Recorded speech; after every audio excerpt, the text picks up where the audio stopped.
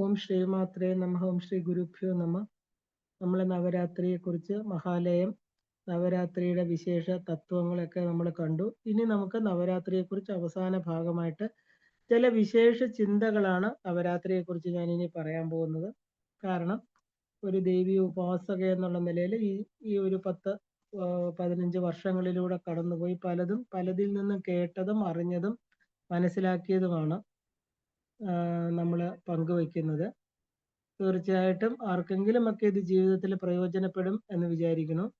നമ്മൾ ദേവിയെ നവദുർഗയായിട്ട് ആണ് ആരാധിക്കുന്നതെന്ന് നമ്മൾ കണ്ടു. നവദുർഗയുണ്ട്, ദശമഹാവിദ്യകളായിട്ട് കാളി, ലക്ഷ്മി, സരസ്വതി, എങ്ങനെ വേണമെങ്കിലും അമ്മയെ നമുക്ക് ആരാധിക്കാം. അവസാനം കാളരാത്രി, മഹാഗൗരി, സിദ്ധിദാത്രി, അങ്ങനെ എല്ലാ സിദ്ധികളും 9 ദിവസം കൊണ്ട് എല്ലാ സിദ്ധികളും ആ ഒരു സിദ്ധികളോടും കൂടി ശിവനുമായിട്ട് ഐക്യം പ്രാപിച്ച് തന്റെ ഉപാസകർക്ക് പൂർണ്ണ അനുഗ്രഹം നൽകി വിജയിപ്പിക്കുന്ന ദേവിയാണ് നമ്മൾ നവദുർഗയിൽ അവസാനത്തെ സിദ്ധിദാത്രി എന്ന് പറയുന്നത്. അപ്പൊ ശരീരം എന്ന് പറയുന്നത് ഷഡ്ചക്രം ഉള്ള ഷഡ്ചക്ര സ്ഥിതമാണ് അല്ലെ. 7 ചക്രങ്ങൾ ശരീരത്തിന് ഉള്ളിലും 2 പുറത്തുമായിട്ടാണ് പറയാറുള്ളത്. ഈ ചക്രങ്ങളെല്ലാം തന്നെ ആ ഒരു ശരീരത്തിനുള്ളിലെ സുഷുമ്ന എന്ന യോഗനാഡിയുമായിട്ട് ബന്ധപ്പെട്ട് കിടക്കുന്നു. അപ്പൊ അത് എന്താ പറയാ, അതിലാണ് നമ്മൾ ഈ ചക്രങ്ങളെ പറയുന്നത്. ഈ 9 ചക്രങ്ങളും 9 ശക്തി കേന്ദ്രങ്ങളാണ്. ഈ 9 എന്ന് പറയുന്നത് ഈ 9 ദുർഗാ ശക്തികളുമായിട്ട് ബന്ധപ്പെട്ട് കിടക്കുകയാണ്. ഈ ചക്രങ്ങളെല്ലാം തന്നെ പോസിറ്റീവായിട്ട് ഉറപ്പിച്ച് ബാലൻസ് ചെയ്യാനുള്ള സമയത്തെയാണ് നമ്മൾ നവരാത്രി എന്ന് പറയുന്ന 9 ശുഭദിനങ്ങൾ.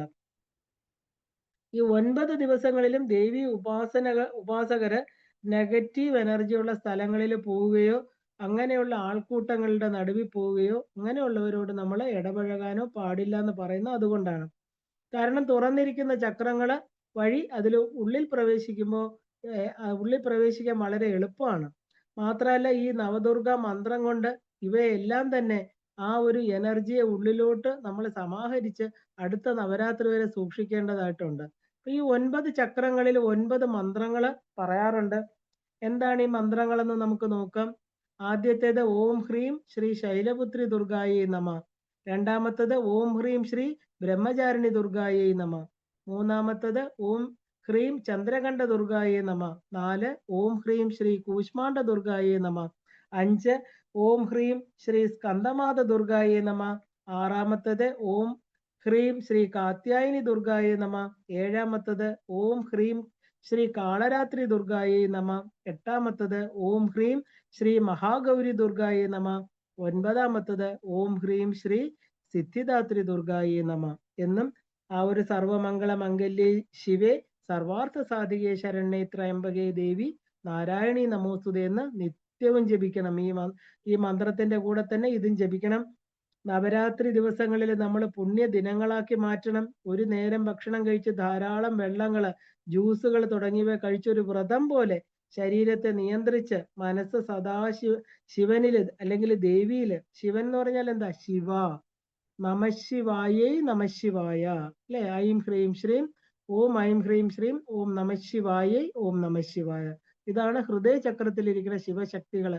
ശിവലിംഗത്തിൽ ചേർന്നിരിക്കുന്ന ആ ഒരു അർദ്ധനാരീശ്വര ഭാവം. നമ്മൾ പറയില്ലേ പരസ്പരാശിഷ്ട ബഭുർധരാപ്യം നഗേന്ദ്രകന്യ എന്ന് പറയുന്ന ആ ഒരു അർദ്ധനാരീശ്വര സ്തോത്രത്തിന്റെ ബേസ് മന്ത്രമാണിത്. രണ്ടുപേരെയും ശിവലിംഗത്തിൽ നമുക്ക് ആരാധിക്കാൻ സാധിക്കും. അപ്പോ ആ ഒരു എന്താ പറയാ, ഒരു വ്രതം പോലെ തന്നെ നമ്മൾ സദാ ദേവിയിൽ നിർത്തണം. രാത്രി ജപങ്ങൾ വർദ്ധിപ്പിക്കണം. രാവിലെ ഉണർന്ന് ശുചിയായി ധ്യാനാദികൾ ചെയ്യണം. പ്രകൃതിയെ, ജീവജാലങ്ങളെ, മനുഷ്യരെ ഒക്കെ നമ്മൾ ദേവീ സ്വരൂപങ്ങളായിട്ട് ദർശിച്ച് മനസ്സുകൊണ്ട് പ്രണമിക്കണം. 9 ചക്രങ്ങളെയും ശുദ്ധമാക്കി വെക്കാനുള്ള ധ്യാനങ്ങൾ ചെയ്യണം. ദേവി മഹാത്മ്യം വായിക്കണം. നവാക്ഷരി മന്ത്രജപം എല്ലാം നമ്മളെ കൊണ്ട് കഴിയുന്ന പോലെ, പറഞ്ഞു എന്നേ ഉള്ളൂ, നമ്മളെ കൊണ്ട് കഴിയുന്ന പോലെ ആചരിക്കണം. ആ ഒരു ദാനങ്ങള് സ്ത്രീകൾക്കും ചെറിയ പെൺകുട്ടികൾക്കും കഴിയുന്ന പോലെ ചെയ്യണം. കഴിയുന്ന സമയത്തൊക്കെ മൗനവ്രതം പാലിച്ച് ശ്രദ്ധ ഉള്ളില് ദേവിയിൽ കേന്ദ്രീകരിക്കണം. എല്ലാവരോടും സ്നേഹം, ദയ, ഈശ്വര സാന്നിധ്യമൊക്കെ നമ്മൾ തിരിച്ചറിയണം. ഈ ശാരദാ നവരാത്രി സമയം എന്നത് പ്രകൃതി, കാലം, ഈശ്വരനൊക്കെ മനുഷ്യൻ അവന്റെ എനർജി കൂട്ടാനും ധാരാളം പോസിറ്റീവ് വൈബ്രേഷൻ പ്രകൃതിയിൽ നിന്ന് തന്റെ ഉള്ളിലേക്ക് എടുക്കാനുമുള്ള ഒരു കാലഘട്ടമായിട്ട് ആ ഒരു ബന്ധപ്പെടുത്തണം. കാരണം ദുർഗാ പരമേശ്വരി എന്ന് പറയുന്നത് പ്രപഞ്ച മാതാവാണ്, കോസ്മിക് മദർ അല്ലെ, എല്ലാ സൃഷ്ടികളുടെയും മാതാവ്. നമോ ദേവിയെ മഹാദേവിയെ ശിവായേ സതതം നമ പ്രകൃതിയെ ഭദ്രായേ നിയതാ പ്രണതാസ്മതാം. ദേവി മഹാത്മ്യം തന്നെ അത് പറയുന്നുണ്ട്. ദുർഗ എന്ന നാമം തന്നെ ഭൂത വർത്തമാന ഭാവിയെ കുറിക്കുന്നതാണ്. 3 ലോകങ്ങള്, അവയെ നമുക്ക് gross physical world, mental world, ആ ഒരു ട്രാൻസെൻഡന്റൽ കോസ്മിക് വേൾഡ് എന്നൊക്കെ പറയാം. ഈ 3 സ്ഥലങ്ങളിലുമുള്ള ഒരേ ആറ്റത്തിലും മെറ്റീരിയൽ എനർജി ആയിട്ടും ആ കോൺഷ്യസ്നെസ്സും ഉണ്ട്. ഇനി ഏറ്റവും ഉയർന്ന തലത്തിലുള്ള ആ ഒരു പ്രണവം മാത്രമായിരിക്കുന്ന ഓമില് ശിവനുമായിട്ട് അത് ഒന്നായിട്ടിരിക്കുന്നു. ഇപ്പൊ ഭൂമി എന്ന് പറയുന്ന ആ ഒരു ഇക്വിനോക്സ് എന്ന് പറയുന്ന പ്രതിഭാസം അനുഭവപ്പെടുന്ന കാലഘട്ടമാണ് നവരാത്രി കാലം. ആ ഒരു പകലും രാത്രിയും ഒരുപോലെയുള്ള സമയം. നവരാത്രി ആരംഭിക്കുന്നത് മഹാലയത്തിന്റെ പിറ്റേ ദിവസം പ്രഥമയിലാണ്. ആ ഒരു ദശമിയിൽ അവസാനിക്കുന്നു. ഈ സമയത്ത് ഋതുവിന്റെ മാറ്റത്തോടൊപ്പം തന്നെ മനുഷ്യരുടെ ആ ഒരു physical, mental, emotional, spiritual level എല്ലാം തന്നെ ആ ഒരു ദിവ്യ ഗ്രഹങ്ങളുടെ ആ ഒരു കൺട്രോളിലാണ്. ഭൂമി സൂര്യന് ചുറ്റും കറങ്ങുന്നതോടൊപ്പം ആ ഒരു അമാനുഷിക ശക്തി ഭൂമിയിൽ നിലനിൽക്കുകയും ചെയ്യും. ഇതിനെയാണ് നമ്മൾ ജഗദംബിയുടെ ശക്തി വിന്യാസം എന്ന് പറയുന്നത്. ചക്രങ്ങളും നാഡികളും എല്ലാം ശുദ്ധീകരിക്കപ്പെടുന്നു. നമ്മുടെ ഉള്ളിലെ ശത്രുക്കളായിരിക്കുന്ന വിഷയങ്ങളായിരിക്കുന്ന കാമക്രോധ മത മാത്സര്യങ്ങള്, ഭയം, വ്യസനം, പാശങ്ങള്, അഡിക്ഷൻ, ആ ഒരു ആങ്സൈറ്റി, ഡിപ്രഷൻ എല്ലാത്തിനെയും പുറത്തേക്ക് തള്ളിവിട്ട് ദേവി ചൈതന്യത്തെ നമ്മൾ അവിടെ കുടിയിരുത്തണം. അതിനുള്ള വാതിലുകൾ അറിഞ്ഞു തുറക്കണം. കാരണം ദേവി ദുർഗ തന്നെയാണ് എല്ലാ അസുരന്മാരെയും ഇല്ലാതാക്കുന്ന ശക്തി എന്ന് നമ്മൾ കണ്ടു. കാരണം ദുർഗ എന്ന നാമം തന്നെ ദുർഗങ്ങളെ എല്ലാം ഇല്ലാതാക്കുന്ന പവിത്ര നാമമാണ്. ഇപ്പൊ remover of miseries of life. ഇപ്പൊ ദുർഗ തന്നെയാണ് മഹാദുർഗ, മഹാലക്ഷ്മി, മഹാസരസ്വതി അല്ലെ. സമഷ്ടി ദുർഗ പരമേശ്വരി എന്നാ പറയുന്നത്. 9 ഭാവങ്ങളിൽ നവദുർഗയായിട്ട് പറയപ്പെടുന്നതും ഈ ദേവി തന്നെയാണ്. മനുഷ്യരിലെ തമോ ഗുണത്തെ പൂർണ്ണമായിട്ട് ഇല്ലാതാക്കി ശുദ്ധമായ മനസ്സും ചിന്തകളുമാണ് ശരിയായ സമ്പാദ്യമെന്ന് മനസ്സിലാക്കി തരുന്ന 9 ദിവസങ്ങളാണിത്. ഒരു ഗുരുവിന്റെ ശരണാഗതിയിൽ ഈ സത്യത്തെ നമ്മൾ വളരെ പെട്ടെന്ന് അറിയാൻ സാധിക്കും.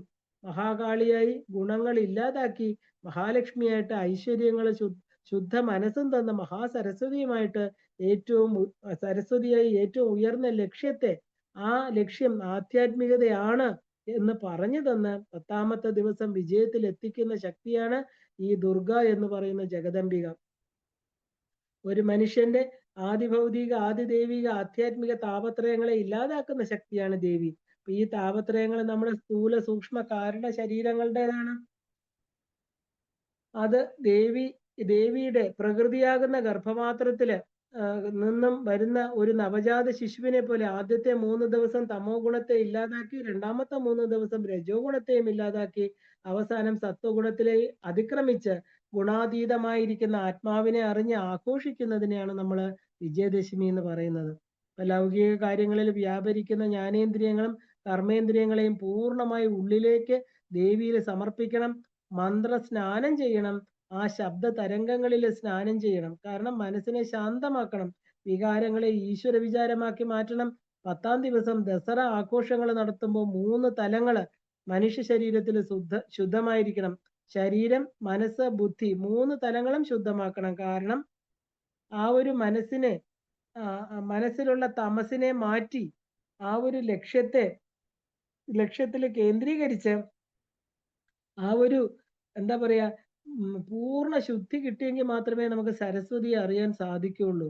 അറിവ്, ജ്ഞാനസമ്പത്തി എന്ന് പറയുന്നതാണ് സരസ്വതി. അതിനുവേണ്ടി നമ്മളെ തന്നെ പരിപാകപ്പെടുത്തിയെടുക്കണം. എന്നാലേ ഒരു ദസറ എന്ന വിജയദശമിയില് വിദ്യാരംഭം നമുക്കുണ്ടാകുന്നുള്ളൂ. അപ്പോ എന്താ പറയാ, ആ ഒരു transcend all limitations and one with ultimate or infinity അല്ലെ. അവിദ്യയുടെ നാശം, വിദ്യയുടെ ആരംഭം. 51 മാതൃക അക്ഷരങ്ങളിലൂടെ അവിദ്യയാകുന്ന ആ ഒരു രാവണൻ എന്ന് പറയുന്ന 10 തലയുള്ള ജ്ഞാനേന്ദ്രിയങ്ങളും കർമ്മേന്ദ്രിയങ്ങളും ആണെന്ന് കണ്ടു. അതിന്റെ മേല് രാമന്റെ വിജയമായിട്ട് സങ്കല്പിച്ച് അത് പുതിയ ഒരു ഈശ്വരന്റെ ശക്തിയാകുന്ന ആ ഒരു ഇന്നർ പീസ് അല്ലെങ്കിൽ മനഃശാന്തി, ആനന്ദചിത്തരായിട്ട് ജന്തുക്കളെ പോലെ ജീവിച്ച ബാഹ്യലോകത്ത് നിന്നും ഇല്ലാതായി എന്താ പറയുക, ജീവിച്ചിരിക്കുമ്പോൾ തന്നെ ആ കൈവല്യ മുക്തിയാകുന്ന ആനന്ദത്തിൽ വസിക്കാൻ മനുഷ്യനെ ഈ പിറവിയിൽ തന്നെ സാധ്യമാക്കുന്ന 9 ദിവസങ്ങൾ നമ്മൾ അതിനെ സാധ്യമാക്കണം ഇല്ലേ? അങ്ങനെ വരുന്ന നവരാത്രി നമ്മുടെ ശക്തി കേന്ദ്രമായിരിക്കുന്ന ജഗദമ്പിയെ ഉള്ളില് ആത്മാവായിട്ട് കണ്ട് കൂടുതൽ അമ്മയുമായിട്ട് അടുത്ത് ഇടപഴകി സിദ്ധിദാത്രിയായിരിക്കുന്ന അമ്മയുടെ അനുഗ്രഹം നേടി ആ ഒരു വിജയദശമി ദിവസം പുതിയ വ്യക്തിത്വമായിട്ട് ആ ഒരു മാനസിക തലത്തിലും ആധ്യാത്മിക തലത്തിലും ബുദ്ധിയുടെ തലത്തിലും ഉയർന്ന ഒരു വ്യക്തിത്വമായിട്ട് തീരാൻ ആ ജഗദമ്പികയായിരിക്കുന്ന പരാശക്തിയോട് നമ്മൾ ശരണാഗതി ചെയ്ത് നവരാത്രി കാലം മാത്രമല്ല എപ്പോഴും ചെയ്യേണ്ടതാണ് ശരണാഗതി ഇല്ലേ? അങ്ങനെ ചെയ്തെങ്കിൽ മാത്രമേ ഒരു ജീവനെ നമുക്ക് ജീവൻ എന്ന് പറയുമ്പോൾ എന്താ? നമ്മുടെ ആത്മാവ് തന്നെയാണ് അല്ലേ? കൂട്ടിൽ അടയ്ക്കപ്പെട്ട കിളിയെ പോലെ കിടക്കുന്ന ആ ആത്മാവിന് പൂർണ്ണമായി സ്വതന്ത്രമായിട്ട് ഈ ശരീരത്തെ വിട്ട് ഉയർന്ന തലങ്ങളിലേക്ക് പറന്ന് പൊങ്ങാൻ ശ്രേയസ്സും പ്രേയസ്സുമാകുന്ന രണ്ട് ചിറകുകൾ. അതില് ആ ഒരു പ്രേയസ്സും ശ്രേയസ്സും എന്ന് പറഞ്ഞാൽ എന്താ? ഒന്ന് ഭൗതിക സുഖങ്ങൾ, ഒന്ന് ആധ്യാത്മിക സുഖങ്ങൾ. അതിൽ നമുക്ക് ആ ഒരു ഈ ഭൂമിയിൽ ജീവിക്കുമ്പോൾ എല്ലാ ഐശ്വര്യങ്ങളോടുകൂടി ജീവിച്ച് ആ ശരീരം വിട്ടതിന് ശേഷം ഉയർന്ന തലങ്ങളിലേക്ക് പോകാൻ നമ്മളെ സഹായിക്കുന്ന ഈ ഒരു നവരാത്രി ഉപാസന എന്ന് പറയുന്നത് നമ്മുടെ ആ ഒരു എന്താ പറയാ സനാതന ധർമ്മത്തിന്റെ തന്നെ ഏറ്റവും ഉയർന്ന തലമാണ്. ഈ പ്രപഞ്ചം അഥവാ പ്രകൃതിയെക്കുറിച്ച് ഏതൊരു മനുഷ്യനും ചിന്തിക്കുമ്പോൾ ഒരു പ്രത്യേക ശക്തി ചൈതന്യം, അറിയാതെ ഹൃദയത്തിൽ അവർണ്ണനീയമായിട്ടൊരു സൗന്ദര്യം, ദയ, ഈ ഒരു നിശബ്ദത, ഇതൊക്കെയാണ് നമ്മുടെ ഉള്ളിൽ വരുന്നത് അല്ലേ? ഭാഗവതത്തിൽ പറയുന്നുണ്ട്, പണ്ട് അനാദി കാലം മുമ്പേ ഈ പ്രപഞ്ചത്തിന്റെ ശക്തി കൊണ്ട് ആ വൃക്ഷങ്ങള്, പക്ഷികള്, ഉരകങ്ങള്, ആ നീന്തുന്നവ എല്ലാം അനാദി കാലം മുതലേ സൃഷ്ടിച്ചു എന്ന്. താൻ സൃഷ്ടിച്ച ഒന്നിലും സൃഷ്ടികർത്താവിനെ കുറിച്ച് ഒന്നും അറിയാൻ സാധിക്കുന്നില്ല എന്ന് വിചാരിച്ച് പ്രപഞ്ച പുരുഷൻ ഈശ്വരൻ സന്തോഷമില്ലാതെ ഇരുന്നു എന്നും അവസാനം ഈ പ്രപഞ്ച സൃഷ്ടികളെ മനസ്സിലാക്കാൻ കഴിവുള്ള മനുഷ്യരെ സൃഷ്ടിച്ച ശേഷം പ്രകൃതി ദേവത സന്തോഷമായിട്ടിരുന്നു എന്നും പറയുന്നു. ഇപ്പൊ കുട്ടികൾക്ക് അച്ഛനമ്മമാരെ മനസ്സിലാക്കുക എന്നത് അവർക്ക് വലിയ സന്തോഷമാണ് അല്ലെ? ഇപ്പൊ ചൈതന്യം പകരുന്ന അവരുടെ ചൈതന്യം മനസ്സിലാക്കാൻ സാധിക്കുന്നത് മനുഷ്യന് മാത്രമാണ്. ഇപ്പൊ ബോട്ടണി വിദ്യാർത്ഥികൾ പഠിക്കുന്നത് പ്രപഞ്ചം ഉണ്ടാക്കിയ ചെടികളെ കുറിച്ചാണ് പഠിക്കുന്നത്. മൃഗങ്ങളെ കുറിച്ച് സുവോളജിക്കാർ പഠിക്കുന്നു. മൈക്രോബയോളജിയിലെ ആ ഒരു മൈക്രോബയോപ്സിനെ കുറിച്ച് ആവിർഭാവത്തെ കുറിച്ച് പഠിക്കുന്നു. സകല ജീവജാലങ്ങളുടെയും അകത്ത് നടക്കുന്ന പ്രക്രിയകളെ കുറിച്ച് ബയോ കെമിസ്ട്രിക്കാർ പഠിക്കുന്നു. ഊർജ പ്രക്രിയകളെ കുറിച്ച് ഫിസിക്സ് പഠിക്കുന്നു. അപ്പോ എന്താ പറയുക, എൻവയൺമെന്റ് സ്റ്റഡീസ് പ്രകൃതിയെ കുറിച്ച് പഠിക്കുന്നു. കെമിസ്ട്രിക്കാര് മെറ്റീരിയൽസിനെ കുറിച്ച് പഠിക്കുന്നു. അങ്ങനെ അന്തരീക്ഷം, കാലാവസ്ഥ ഒക്കെ പഠന വിഷയമാവുന്നുണ്ട്. എന്നാൽ ഓഷനോഗ്രഫി പഠിക്കുന്നവർ സമുദ്രത്തെ കുറിച്ച്, ജിയോളജി ഭൂമിക്ക് അകത്തുള്ളത്, ജിയോഗ്രഫി എന്നത് ഭൂമിയുടെ പ്രതലത്തെ കുറിച്ചൊക്കെ പറയുന്നു. പക്ഷെ ഏത് മനുഷ്യൻ എന്ത് പഠിച്ചാലും അതെല്ലാം ഈ ഭൂമിയും പ്രപഞ്ചവും പ്രകൃതിയുമായിട്ട് ബന്ധപ്പെട്ട കാര്യങ്ങളാണ് അല്ലെ? ഒരു ചിമ്പൻസിയും ഗൊറില്ലയും കരടിയും ആരും ഈ പഠനമൊന്നും ചെയ്യുന്നില്ല. നമ്മൾ ആരാണെന്ന് ആദ്യം ഒന്ന് ചിന്തിക്കണം. നമ്മൾ ആദ്യം ഈ പ്രപഞ്ചത്തെ കുറിച്ച് ചിന്തിക്കണം അല്ലെ? ഈ കോസ്മിക് സിസ്റ്റത്തിനെ കുറിച്ച് ചിന്തിക്കണം. ഈ പ്രപഞ്ചത്തിന്റെ ഭാഗമായിട്ട് billions and billions of galaxies ഉള്ളതില് ഒരു മിൽക്കി വേ ഗാലക്സിയില് ബില്യൺസ് ഓഫ് സോളാർ സിസ്റ്റം ഉള്ളതിൽ നമ്മുടെ സോളാർ സിസ്റ്റം, അതിൽ അനേകം ഗ്രഹങ്ങള്, അതിലുള്ള ഒരു ഭൂമി, അതിൽ 7 കോണ്ടിനെന്റ്സ്, അതിൽ ഏഷ്യ ഭൂഖണ്ഡം, അതിൽ അനേക രാജ്യങ്ങളിൽ ഇന്ത്യയിൽ അനേകം സ്റ്റേറ്റ്സ്, അതിൽ കേരളത്തിലൊരു സംസ്ഥാനം, അവിടെ തിരുവനന്തപുരം എന്ന് പറയുന്ന സിറ്റി, അവിടെ ഒരു ചെറിയ സ്ഥലത്ത് വീട്ടിലിരിക്കുന്ന ഞാൻ എന്ന വ്യക്തി അല്ലേ? ഈ പ്രപഞ്ചത്തെ കണക്ക് നോക്കുമ്പോൾ നമ്മൾ ആരാണ്, എത്രയുണ്ട്, നമ്മളത് ചിന്തിക്കേണ്ടിയിരിക്കുന്നു. ശരിക്കും പറഞ്ഞാല് ഒരു സമുദ്രത്തിന്റെ തീരത്തുള്ള ഒരു മൺതരിയുടെ അത്ര പോലും നമ്മളില്ല. കടൽ തീരത്തെ മണൽ കൂമ്പാരത്തിലെ ഒരു മണൽത്തരി മാത്രമാണ് നമ്മളല്ലേ?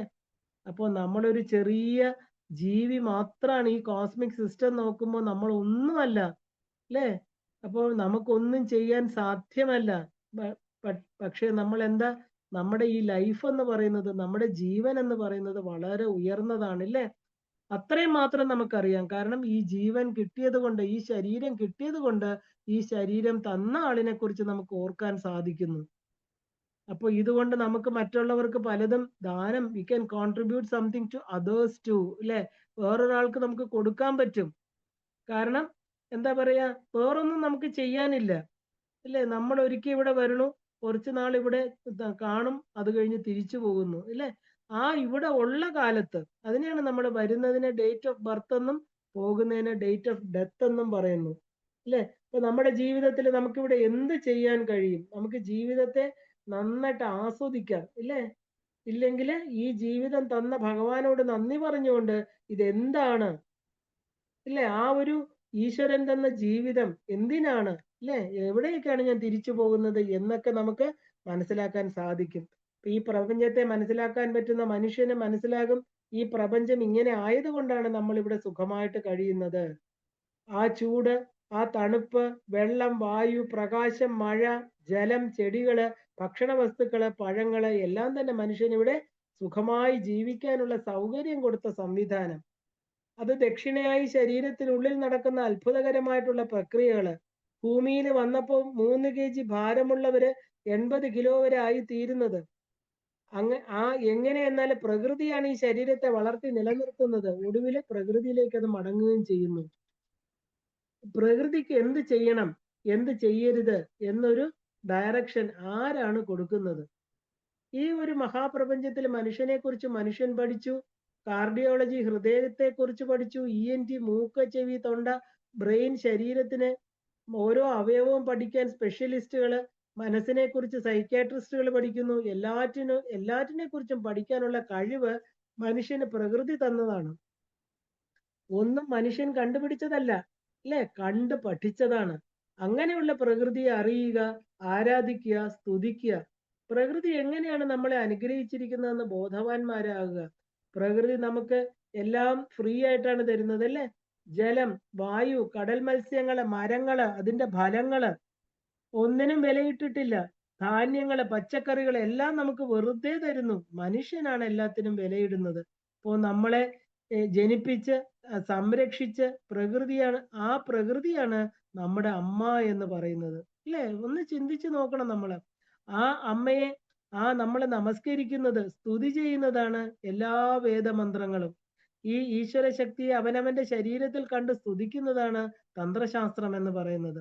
ഒരു പ്രപഞ്ചത്തെക്കുറിച്ചും നമ്മളെയും സൃഷ്ടിച്ച് നമ്മളെ ഓരോരുത്തരുടെയും ഉള്ളിൽ പ്രവേശിച്ചിരിക്കുന്ന ആ മഹാശക്തിയെ അറിയാതിരിക്കൽ തന്നെയാണ് ഏറ്റവും വലിയ പാപവും. ഇപ്പൊ നമ്മുടെ ജഗത് മാതാപിതാക്കൾ ആരാണ്? ആ അവരുടെ ഞങ്ങളുടെ കർമ്മഫലം, പാപപുണ്യങ്ങളൊക്കെ നിയന്ത്രിക്കുന്നത് ആരാണ്? ഈ മഹാശക്തികളുടെ ആഴം, പരപ്പ്, ശക്തി ഒന്നും തന്നെ അളന്ന് തിട്ടപ്പെടുത്താൻ സാധ്യമല്ല. അത് സീമാതീതമാണ്. ആ ഒരു കുറവില്ലാത്തതാണ്, പൂർണ്ണ ഐശ്വര്യമാണ്. ആഴവും പരപ്പും സീമയും ഇല്ലാത്ത മഹാശക്തിയെ അറിഞ്ഞ് അടുത്ത് ശരണാഗതി ചെയ്യണം. ആ ഒരു ജനനമുള്ളതിന് മരണമുണ്ട്. ഇതിനെ കടന്ന് നിയന്ത്രിക്കുന്ന പ്രകൃതി പുരുഷന്മാരെന്ന് പറയുന്ന സത്യം. ശിവശക്തി സ്വരൂപം, എല്ലായിടത്തും തലകളും കണ്ണും കൈകളുമുള്ള ആ ഒരു മഹാചൈതന്യം, അതിന്റെ ആ ഒരു എന്താ പറയുക, സിൻസിരിറ്റി, ഡിവോഷൻ, അതിനെ അറിയുക ഇല്ലേ? സ്വയം അറിഞ്ഞ് വളർന്ന് പ്രകാശം ഉൾക്കൊണ്ട് അതായിട്ട് തീരുക. ഇതാണ് യഥാർത്ഥത്തില് ഒരു മനുഷ്യന്റെ ജന്മലക്ഷ്യം. ആ ഒരു ശക്തി, ഏകം സത് വിപ്ര ബഹുധാ വദന്തി എന്ന് പറയുന്ന ഒറ്റ ശക്തി, ആ ശക്തിയെ തന്റെ ഉള്ളിൽ അറിയുന്നത് വരെ ആ സാധന തുടരണം. അപ്പം ഏക ഏവാഹി ഭൂതാത്മാ ഭൂതേ ഭൂതേ വ്യവസ്ഥിതം ഏകഭാവ ബഹുധായേ ദൃശ്യതേ ജലചന്ദ്രവത്. ഇത് അറിയുന്നതിനെയാണ് നമ്മൾ സാധന, ഉപാസന എന്നൊക്കെ പറയുന്നത്. ആ ശക്തിക്ക് രൂപം കൊടുത്തതാണ് പരാശക്തി എന്ന് പറയുന്ന സ്വരൂപം. അമ്മയ്ക്ക് പ്രപഞ്ച പുരുഷ ചൈതന്യം എന്ന് പേരുണ്ട്. എന്താ പറയാ, ന അന്തം ന മധ്യം ന പുനരന്തം. അതിന് ആദി മധ്യം അവസാനം ഇല്ലാത്ത 1000 സൂര്യചന്ദ്രന്മാർ ഉദിച്ചുയർന്നത് പോലെയുള്ള ആ ചൈതന്യം, അതിന് തുല്യമായിട്ട് പ്രപഞ്ചത്തില് മറ്റൊന്നുമില്ല. ഈ ശക്തിയുടെ കാണപ്പെടുന്ന ഭാഗങ്ങളാണ് സൂര്യൻ, ചന്ദ്രൻ, അന്തരീക്ഷം, മഴ, മേഘങ്ങള്, സസ്യങ്ങള് എല്ലാം ഈശ്വരന്റെ ആ ഒരു ഡിവൈൻ കോമ്പണൻസ് തന്നെയാണ്. ഈശ്വരന്റെ ഭാഗങ്ങളാണ്. അച്ഛൻ, അമ്മ എന്ന് പറഞ്ഞ് നമസ്കരിക്കുന്നത് ആ കാലിലേക്കാണ്, മുഖത്തല്ല നമ്മൾ നോക്കി നമസ്കരിക്കുന്നത് അല്ലെ? മക്കളെ അവർ തലതൊട്ട് അനുഗ്രഹിക്കണു. അച്ഛൻ, അമ്മ എന്ന് പറയുന്നവരുടെ ശരീരഭാഗങ്ങളെല്ലാം അവർ തന്നെയാണ്. ഈ പ്രപഞ്ചത്തിന്റെ എല്ലാ ഭാഗങ്ങളും ദേവിയാണ്. ഇവിടെ 4 ലക്ഷം തരത്തിലുള്ള സസ്യ ലതാദികള് ഇല്ല, 80,000 തരത്തിലുള്ള വൃക്ഷങ്ങള്, 10 ലക്ഷം തരത്തിലുള്ള ആ സൂക്ഷ്മ ജീവികള് എല്ലാറ്റിന്റെയും അകത്തും പുറത്തും നിറഞ്ഞിരിക്കുന്ന ചൈതന്യം ഈ പരാശക്തി തന്നെയാണെന്ന് അറിയുമ്പോൾ എന്താണ് നമുക്ക് ഇതിനകത്ത് പറയാനുള്ളത്? നമുക്ക് ചിന്തിക്കാൻ പറ്റുന്നില്ല അല്ലെ? മരണസമയത്ത് ആ ഒരു ജീവിത അവസാനം, അതായത് ഡേറ്റ് ഓഫ് ബർത്ത് അറിയാം, ഡേറ്റ് ഓഫ് ഡെത്ത് നമുക്ക് അറിയില്ല അല്ലെ? ഇന്നോ നാളെയോ വിളക്കുകിടും, പിന്നെ ശൂന്യത മാത്രം എന്ന് പറഞ്ഞ പോലെ ആ ഒരു എന്താ പറയാ, മാം അനുസ്മരൻ തെക്വാ കളേബരം മാം അനുസ്മര ചിത്തം, എന്നെ അനുസ്മരിക്കണം. ഈ ശരീരം വിടുമ്പോ ഭഗവാൻ ഭഗവത്ഗീതയിൽ പറയണു, മാം സ്മരൻ, എന്നെ സ്മരിക്കൂ ഇല്ലേ? എന്നിട്ട് തെക്വാ കളേബരം, എന്നിട്ട് വേണം നീ ശരീരം ഉപേക്ഷിക്കാൻ. ശരീരത്തെ ആത്മാവ് ഉപേക്ഷിക്കുന്ന സമയത്ത് ആ മഹാശക്തിയെ ഓർത്തുകൊണ്ടാണെങ്കിൽ, ആ ഒരു ഗുരുവിന്റെ അനുഗ്രഹത്തിലാണ് അത് നടക്കുന്നതെങ്കിൽ ഈശ്വര ഭാവത്തിലേക്ക് നമ്മൾ എത്തും. അവസാനം വരെ, മരണസമയം വരെ കാത്തിരിക്കാതെ ഇന്ന് ഈ നിമിഷം നമ്മൾ തുടങ്ങണം. കാരണം ആ ഒരു നമ്മൾ മരിച്ചുകൊണ്ടിരിക്കുമ്പോൾ നമുക്ക് ഒന്നും ഓർക്കാൻ സാധ്യമല്ല. മരണസമയം എന്ന് പറയുന്നത് ഒരു ശരീരത്തെ വിടുമ്പോൾ ആത്മാവിന്റെ പെടച്ചിലാണല്ലേ. അപ്പൊ നമുക്കൊന്നും ഓർക്കാൻ പറ്റിയെന്നിരിക്കില്ല. എന്റെ അമ്മയായ പരാശക്തിയെ അകക്കണ്ണുകൊണ്ട് കണ്ടുകൊണ്ട് നമ്മുടെ ശരീരത്തെ വിട്ട് ആത്മാവ് പോകുമ്പോൾ എവിടെ ചെല്ലാനാണോ ആഗ്രഹിച്ചത് അവിടെ തന്നെ എത്തിച്ചേരും. സംശയമില്ലാത്ത കാര്യമാണ്, ഉറപ്പാണ്. എന്താണ് ആ ഉറച്ച ആഗ്രഹം? അത് പ്രകൃതി തരും. കാരണം പ്രകൃതിക്ക് വേറെ യാതൊരുള്ള ഹിഡൻ അജണ്ട ഇല്ല. മനുഷ്യന് മാത്രമുള്ള അനുഗ്രഹമാണിത്. പ്രകൃതി നമ്മൾ ചെയ്തത് കർമ്മങ്ങൾക്കും തിന്മകൾക്കും സഞ്ചിതം ആർജിതം എല്ലാത്തിനും അതനുസരിച്ചുള്ള ഫലം തരും. എന്നാൽ ആഗ്രഹം എന്നത് തീർച്ചയായിട്ടും പ്രകൃതി സാധിച്ചു തരും. കാരണം സംഗീതം, നൃത്തം, ചിത്രരചന, ഇങ്ങനെ ഏത് വേണമെങ്കിലും പ്രകൃതി സാധിച്ചു തരും. കാരണം ഇതിന് നമുക്ക് സയന്റിഫിക് ആണ്. കാരണം ജീവിതം മുഴുവൻ ആഗ്രഹിച്ച ഒരു കാര്യം മരണത്തിന് ശേഷം ആത്മാവ് തിരഞ്ഞെടുക്കുന്നത് അതായിരിക്കും. കർമ്മഫലം വേറെ, ആഗ്രഹ പൂർത്തീകരണം വേറെ. ഭാവമാണ് പ്രധാനം അവിടെ, വ്യക്തിയല്ല ഉദ്ദേശിക്കുന്നത്. ജഡഭരതന്റെ കഥ തന്നെ ഉദാഹരണം നമുക്കറിയാം ഇല്ലേ? മെമ്മറി ലോസ് വന്നാൽ പോലും ഹൃദയത്തിലുണ്ടെങ്കിൽ അതേ നാവില് വരുള്ളൂ. ഇനി നമുക്ക് ശക്തി ഉപാസനയിലേക്ക് വരാം. ശൈവം, വൈഷ്ണവം, ശാക്തേയം എന്നിവയില് ശാക്തേയം എന്നാല് പൂജ, അതിന്റെ നിയമങ്ങള് എന്ന ആ ഒരു തലത്തില് ഒരു എന്താ പറയാ ഒതുങ്ങലാണ്. സാധാരണ മനുഷ്യര് ഇങ്ങനെയാണ് ചിന്തിക്കുന്നത്. ഇപ്പൊ ശക്തി തന്ത്രങ്ങളിലെ ക്രിയകൾ അനുഷ്ഠിക്കലാണ് ശാക്തേയ ഉപാസന എന്നൊരു ധാരണ വളരെ പ്രബലമാണ്. ഏത് ദേവി ഉപാസനയിൽ പ്രവേശിക്കുന്ന ഒരു സാധാരണ മനുഷ്യന്റെ ഉള്ളിലും മോക്ഷചിന്തയല്ല ആദ്യം വരിക. ഭൂരിപക്ഷം ദേവി ഉപാസകരും തന്റെ ജീവിതത്തിൽ വരുന്ന ദുഃഖങ്ങളും ദുരിതങ്ങളും ക്ലേശങ്ങളും കഷ്ടപ്പാടുകളും മറികടക്കുക എന്നുള്ള രീതിയിൽ ദേവിയെ ഉയർന്ന വേറെ ശക്തി, ഞാൻ വേറെ എന്നുള്ള ചിന്തയിലാണ് തുടങ്ങുന്നത്. എന്നാൽ ആത്യന്തികമായിരിക്കുന്ന മോക്ഷത്തെ അറിയുന്നില്ല. എന്നാൽ ഉപാസനാ മാർഗത്തിൽ പ്രവേശിക്കുമ്പോൾ ഒരു ക്രമമുണ്ട്. ധർമ്മം, അർത്ഥം, കാമം, മോക്ഷം എന്ന രീതിയിലാണ് അത്. 3 തലം കഴിഞ്ഞിട്ടാണ് മോക്ഷം ലഭിക്കുന്നത് അല്ലെ? ഇപ്പൊ ശക്തി ഉപാസന എന്നത് ഒരു സാധാരണ മനുഷ്യൻ അവന്റെ ഉത്തരവാദിത്തങ്ങൾ നല്ലതായിട്ട് ധാർമ്മികമായിട്ട് ചെയ്ത് അർത്ഥം സമ്പാദിച്ച് കാമങ്ങൾ പൂർത്തീകരിച്ചതിന് ശേഷം മോക്ഷപദത്തിലേക്ക് എത്തിച്ചേരുക എന്നതാണ്. ഓരോ മനുഷ്യനും തന്റെ കുടുംബം ആശ്രയിച്ചിരിക്കുന്നവര് എല്ലാവരോടും കടവും കടപ്പാടുകളുമുണ്ട്. അതുപോലെ നമ്മളെ ഇവിടേക്ക് വിട്ടിരിക്കുന്ന ഈശ്വരനോടും എല്ലാം ബാലൻസ് ചെയ്ത് കൊണ്ടുപോകലാണ് ഉപാസനാ പഥം എന്ന് പറയുന്നത്. ഒന്നിൽ നിന്നുമുള്ള ഒളിച്ചോട്ടമല്ലത്. മോക്ഷം മാത്രമല്ല മനുഷ്യ ലക്ഷ്യം. ഇവിടെ വന്നു കഴിഞ്ഞാല് ശരീരധർമ്മങ്ങൾക്കുള്ളതുപോലെ പഞ്ചകടങ്ങള് പഞ്ചയജ്ഞത്തിലൂടെ തീർക്കണം. ഇതാണ് സനാതന ധർമ്മം എന്ന് പറയുന്നത്. ഈ മനുഷ്യനിൽ ഈ മനുഷ്യൻ ദേവി ഉപാസന ചെയ്യുമ്പോൾ തീർച്ചയായിട്ടും പ്രതിസന്ധികള്, ക്ലേശങ്ങള്, ഭൗതിക ദുഃഖങ്ങള് എല്ലാറ്റിനും ഈശ്വരനെ ദേവിയുടെ രൂപത്തിൽ കാണുമ്പോൾ അമ്മയിൽ നിന്ന് കുഞ്ഞിന് കിട്ടുന്ന ആശ്വാസം നമുക്ക് കിട്ടുമെന്നത് സത്യമായിട്ടുള്ള കാര്യമാണ്. സാധനാ മാർഗത്തിൽ പ്രവേശിച്ചിട്ടും ദേവത അനുഗ്രഹിക്കുന്നില്ല എന്ന അനുഭവം ഉണ്ടാകുന്നില്ല. വിശ്വാസം നഷ്ടപ്പെട്ട് ഉപാസനാ മാർഗം വിട്ട് പലരും പോകുന്നത് നമ്മൾ കാണാറുണ്ട് ഇല്ലേ? എന്നാൽ വളരെ സന്തോഷത്തിൽ ജീവിക്കുന്നവരും ഉണ്ട്. ഈ ശക്തി വിദ്യയില് പ്രവേശിക്കുന്ന ഓരോരുത്തരും ചില പ്രധാന കാര്യങ്ങൾ അറിഞ്ഞിരിക്കണം. കാരണം ദേവി ഉപാസന ഒരു ഇൻസ്റ്റന്റ് ഫലം തരുന്നതല്ല. ഇത് ഒരു ജീവിതചര്യയാക്കി മാറ്റണം. മകൻ, മകൾ എന്ന രീതിയിൽ അമ്മയെ ഉപാസിക്കുന്നത് എന്ത് തെറ്റുകുറ്റങ്ങളുണ്ടെങ്കിലും അമ്മ ക്ഷമിക്കും. അവിടെ വേറെ യുക്തികളോ മാനദണ്ഡങ്ങളോ ഒന്നുമില്ല. ഏത് ഉപാസനയും അടിത്തറയാണ് വേണ്ടത്. ആ ഉപാസ്യ ദേവതയോടുള്ള അദമ്യമായിട്ടുള്ള സ്നേഹം, ഭക്തി ഇവയാണ് വേണ്ടത്. ഒരു ഗുരു വിധാനത്തില് ദീക്ഷ എടുത്താല് മുന്നേ പോയവരുടെ വഴി പിന്തുടർന്നാല് എളുപ്പത്തിൽ നമുക്ക് ലക്ഷ്യത്തിൽ എത്തിച്ചേരാം. ദേവി മഹാത്മ്യം, ലളിതാ സഹസ്രനാമം, സൗന്ദര്യലഹരി ഇവയെല്ലാം തന്നെ മന്ത്ര സംഹിതകളാണ്. അങ്ങനെയുള്ള ഇവ വായിച്ചാലേ ഫലപ്രാപ്തി ഉണ്ടാകുന്നുള്ളൂ. നവരാത്രി എന്നാൽ ആരോഗ്യം, ഐശ്വര്യം, സമൃദ്ധി, ധനം, വിദ്യ, ബുദ്ധി എന്നിവയുടെ ഔന്നത്യമാണ്. ആ ഒരു ശരത്കാല ഋതുവിൽ അമ്മയെ സ്മരിച്ച നവരാത്രി കൊണ്ട് 10 നേട്ടങ്ങളാണ് ഉണ്ടാകുന്നതെന്ന് സത്തുക്കൾ പറയാറുണ്ട്. ആദ്യ ദിവസം ആയുസ്സിന് രക്ഷ തരും, രണ്ടാം ദിവസം പ്രാണരക്ഷ, ആ ഒരു അപാന ശക്തിയുടെ രക്ഷ, വ്യാനശക്തിയുടെ രക്ഷ, അഞ്ചാം ദിവസം ആ ഒരു എന്താ പറയാ നല്ലത് കാണാനുള്ള രക്ഷ, ചെവിയുടെ രക്ഷ, അത് ഭദ്രമായിട്ടുള്ളത് കേൾക്കുക, അല്ലാത്തത് കേൾക്കാതിരിക്കുക.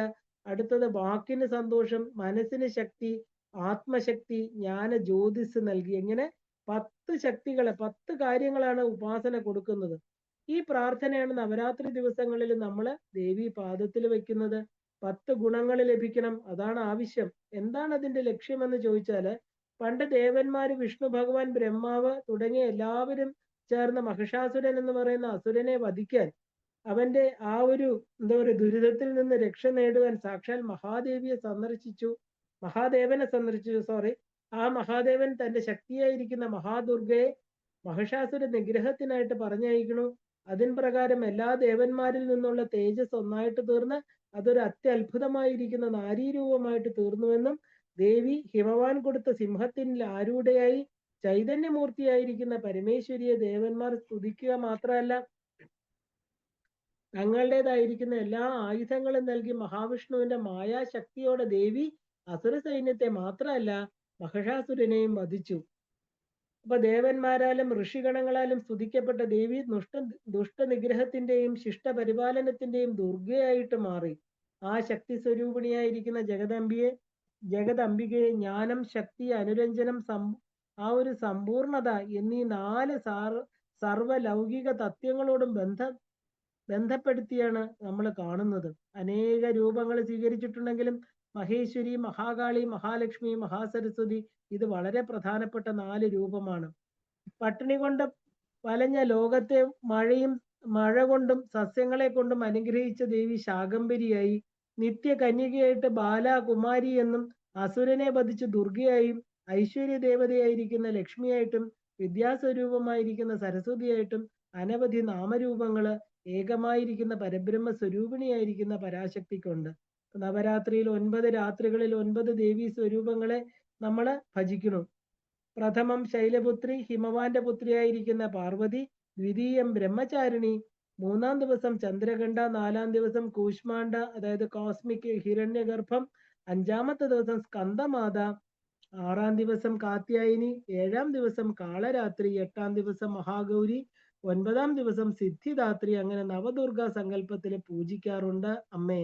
ഈ നവരാത്രി കാലത്തിൽ എന്തുകൊണ്ടാണ് ഇങ്ങനെ പൂജിക്കുന്നത്? ഒന്നാമത് ശാരദീയ ഋതു, ശുക്ലപക്ഷം, പ്രഥമ ദിനം നവരാത്രി ആരംഭിക്കുകയാണ്. ശാരദീയ ഋതു എന്നുപോലെ അമ്മയ്ക്കുള്ള ഒരു പേരാണ് ശാരദ. അപ്പൊ ശാരത്തിന് അതായത് ജ്ഞാനത്തിന് ദാനം ചെയ്യുന്നവൾ, അതുകൊണ്ടാണ് അമ്മയ്ക്ക് ശാരദ എന്നുള്ള പേര് വരാൻ കാരണം. ഈ ശരത് ഋതുവിൽ ഇലകൾ കൊഴിഞ്ഞുപോയി സുഗന്ധ പുഷ്പങ്ങൾ വിടരുന്ന സമയമാണ്. അതുപോലെ നമ്മുടെ ഉള്ളിലെ ദുർവാസനകൾ ശമിച്ച് ജ്ഞാനപുഷ്പം വിടർന്ന് സുഗന്ധം വരുത്തുന്ന കാലമാണ് ശരത്കാലം. അതുകൊണ്ട് തന്നെ ഈ കാലത്താണ് ആ ഒരു ദേവി മഹിഷാസുരാദി സകല അസുരന്മാരെയും നിഗ്രഹിച്ച് ലോക പരിപാലനം ചെയ്ത ദേവിയുടെ ആദ്യത്തെ 8 ദിവസം യുദ്ധം ചെയ്ത സ്വരൂപം. ആദ്യത്തെ 8 ദിവസം ദുഷ്ടന്മാരായിരിക്കുന്ന അനേക അസുരന്മാരെ നിഗ്രഹിച്ചത് ലോകത്തിന് സൗഖ്യം കൊടുക്കാൻ വേണ്ടിയായിരുന്നു. 9-ാമത്തെ ദിവസം മഹിഷമർദ്ദിനിയായിട്ട് എല്ലാവർക്കും ദർശനം കൊടുക്കുന്നു. ദശമി ദിവസം അമ്മയുടെ ജൈത്രയാത്രയാണ്, വിജയമംഗളയാത്രയാണ്. ആ ഒരു കരുണാമൃതം വർഷിച്ചുകൊണ്ട് ലോകത്തിന് മുഴുവനും അനുഗ്രഹിക്കുന്ന അമ്മയുടെ സ്വരൂപത്തിലേക്കാണ് നമ്മളെ അതുകൊണ്ട് എത്തിക്കുന്നത്. ആ അമ്മയെ ഭജിക്കുന്ന ഓരോ സാധകനും ജീവനും ആ പദത്തിൽ എത്തിച്ചേരാം. ദേവി ഭാഗവതത്തിലെ കഥയില് ചൈത്രവംശത്തിലെ സുരഥൻ എന്ന രാജാവ് ദേവി ഭജനം കൊണ്ട് ദേവി ദർശനവും അനുഗ്രഹവും ലഭിച്ചു എന്ന് പറയുന്നു. അതുകൊണ്ടാണ് പണ്ട് കാലത്തെ ക്ഷത്രിയർ ദുർഗാപൂജയ്ക്ക് ഇത്രയും പ്രാധാന്യം നൽകിയിരുന്നത്. പണ്ട് സൂര്യവംശജരായിരിക്കുന്ന രാമൻ രാവണ നിഗ്രഹത്തിനായി ദേവി പൂജ നടത്തിയിരുന്നു. ശ്രീകൃഷ്ണന്റെ നിർദ്ദേശമനുസരിച്ച് അർജുനനും വിജയത്തിന് വേണ്ടി ദേവി പൂജ ചെയ്തു എന്ന് പറയണു. അങ്ങനെ പണ്ട് കാലം മുതൽക്ക് തന്നെ വിജയത്തിന് വേണ്ടി ദേവിയെ ഭജിച്ചവരാണ് എല്ലാ മനുഷ്യ ജന്മങ്ങളും. അതുകൊണ്ട് അമ്മയുടെ ശക്തികള് അനവധിയാണ്. മംഗളശക്തി, മാതൃശക്തി, ധ്യാനശക്തി, ബലശക്തി, സിദ്ധിശക്തി, ജ്ഞാനശക്തി, ഇങ്ങനെ എല്ലാത്തിന്റെയും സമന്വയ രൂപമാണ് ഈ മഹാശക്തി. എല്ലാ ദിവസവും ശക്തികളുടെ മൂലസ്ഥാനം, സർഗശക്തി തുടങ്ങി എല്ലാ ശക്തികൾക്കും ആധാര സ്വരൂപമായിരിക്കുന്ന ആ മൂല പരമ്പരകളായിരിക്കുന്ന ഈ ശക്തിയെ ഭാരതീയര് ദേശഭേദമന്യേ ആരാധിക്കുന്നു. പ്രത്യേകിച്ച് നവരാത്രി കാലത്ത് ശാരദീയ പൂജ, ദുർഗാ പൂജ, സരസ്വതി പൂജ, ആയുധ പൂജ, ബൊമ്മക്കൊലു, രാംലീല തുടങ്ങി പല രീതിയില് ഭാരതത്തില് അമ്മയെ ആരാധിക്കുന്നുണ്ട്. എന്തുകൊണ്ടാണ് അമ്മയെ ഭഗവതി എന്ന് വിളിക്കുന്നത്? എന്താണ് ഭഗ? ഭഗ എന്നാൽ ധനം എന്നൊരു അർത്ഥം യാസ്കാചാര്യൻ പറയുന്നുണ്ട്. ഭഗം എന്നാൽ ധനത്തെ നൽകുന്നവൾ. ധനം പല രൂപത്തിലാണ് ഇല്ലേ? വിദ്യ, ആരോഗ്യം, ബുദ്ധി, ഐശ്വര്യം, ഇതെല്ലാം ധനങ്ങളാണ്. പക്ഷെ എല്ലാ ധനങ്ങളും തരുന്ന ആളാണ് സാക്ഷാൽ ജഗദംബിക ഭഗവതി. അക്ഷര സ്വരൂപിണിയാണ് അമ്മ. ആ തുടങ്ങി 51 അക്ഷരങ്ങൾ ഓരോ ദേവിമാരാണ്. ഓരോ അക്ഷരത്തിനും ധ്യാന ശ്ലോകങ്ങളും മന്ത്രങ്ങളുമുണ്ട്. ഭാരതീയ ഋഷീശ്വരന്മാർ അവരെ എല്ലാവരെയും കണ്ടെത്തി ആരാധിച്ചിരുന്നു. അതുകൊണ്ടാണ് ദേവിയെ അക്ഷര സ്വരൂപിണി, മാതൃകാക്ഷര സ്വരൂപിണി എന്ന് പറയുന്നത്. ആ മുതല് അമൃതാദേവി, ആ എന്നാൽ ആകർഷണി തുടങ്ങിയ 51 ആ ഒരു അക്ഷര ദേവതകളുണ്ട്. ഈ ദേവി അക്ഷര സ്വരൂപിണിയായിട്ടാണ് നമ്മുടെ നാവില് സദാ നിറഞ്ഞു നിൽക്കുന്നത് ഇല്ലേ?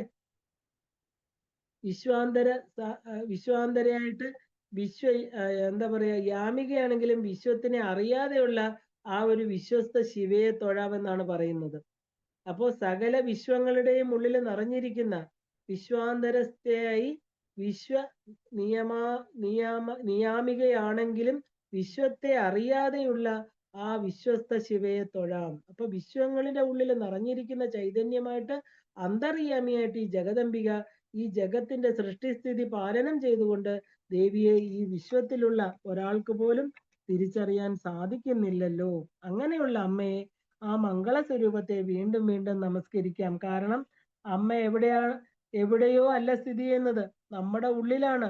സച്ചിത് ആനന്ദമായിട്ട് ബ്രഹ്മസ്വരൂപിണിയായിട്ട് ആ ചിത്ത് എന്ന ആ ഒരു അവ്യാഹൃതമായ നിഷ്കള ബ്രഹ്മമാണ് അത്. ഇതിനെയാണ് നമ്മൾ ജ്ഞാനാഗ്നി എന്ന് പറയുന്നത്.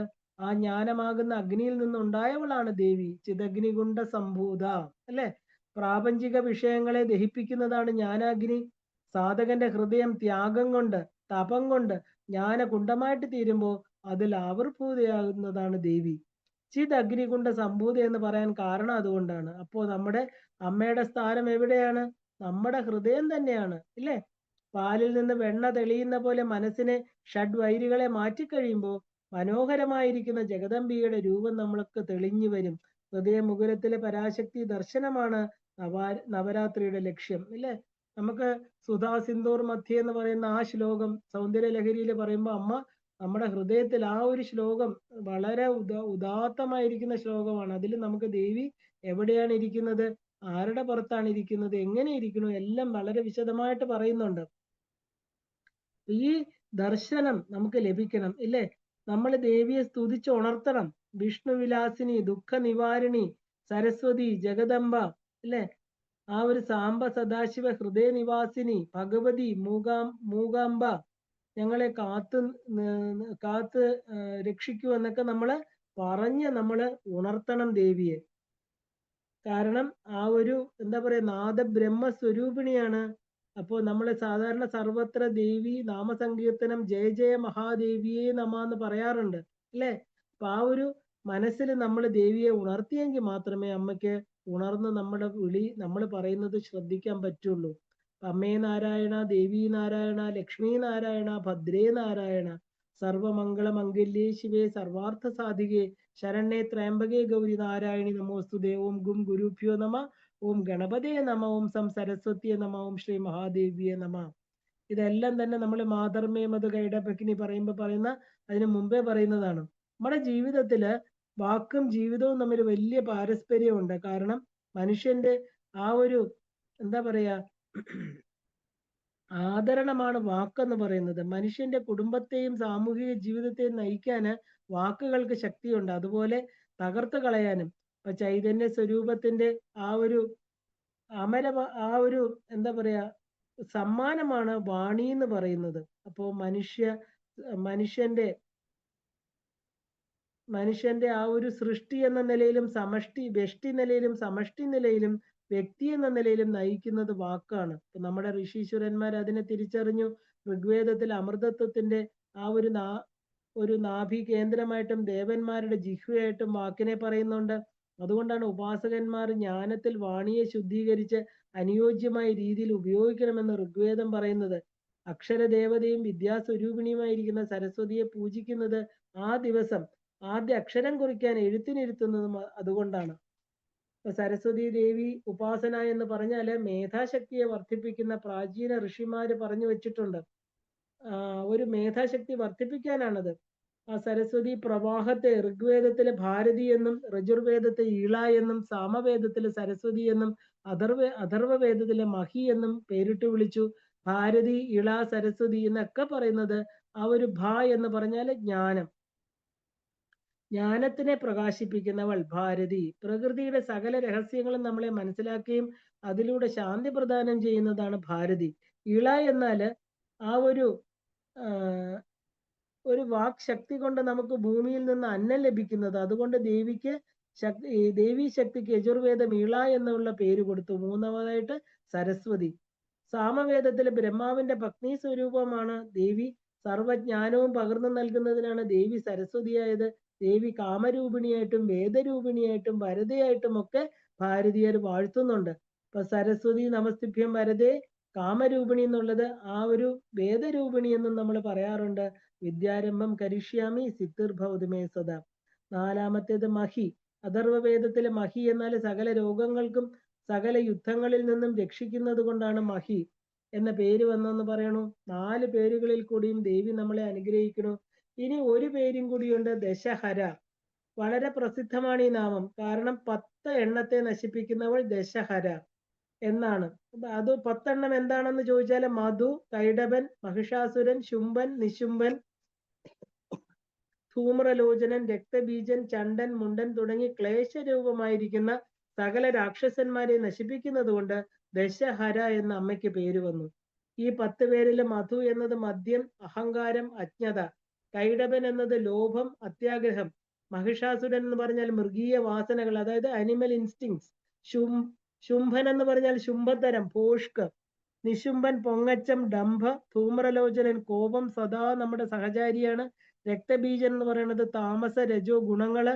അസൂയ, കുശുംബ, കുന്നായ്മ തുടങ്ങിയ അനേകം ആ ഒരു വികാരങ്ങള് ആ ഓരോ തുള്ളി ചോരയിൽ നിന്നും 1000 പേർ ഉണരുന്നു എന്ന് പറയുന്നത് അതുകൊണ്ടാണ്.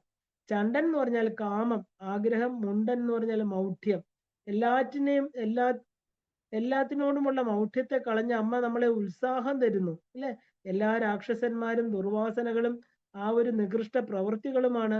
ഈ ദുർഗുണങ്ങൾ 10 പേരെയും ഇല്ലാതാക്കുന്ന അമ്മയാണ് നമ്മള് ദശഹര എന്ന് പറയുന്നത്. നമുക്ക് ആ ഒരു ദേവി നമുക്ക് ഇതിനെല്ലാം നശിപ്പിക്കുമ്പോ എന്താ ജ്ഞാനത്തെ ഉണ്ടാക്കി തരുന്നു അല്ലെ. ഈ ബോധത്തോടെ വേണം നമ്മൾ അമ്മയെ ഭജിക്കാൻ. ജീവിത വിജയത്തിന് ഉപകരിക്കുന്ന സകല കലകളെയും നമുക്ക് തരുന്നുണ്ട്.